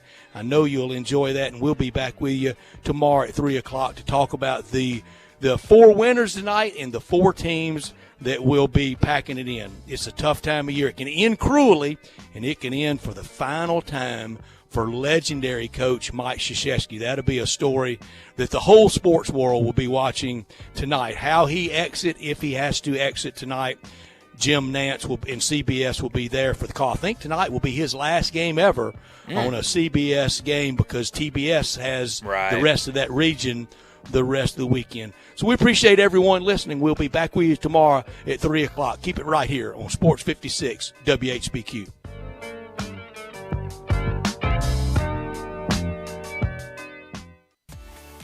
At Jason's Deli, when you're dining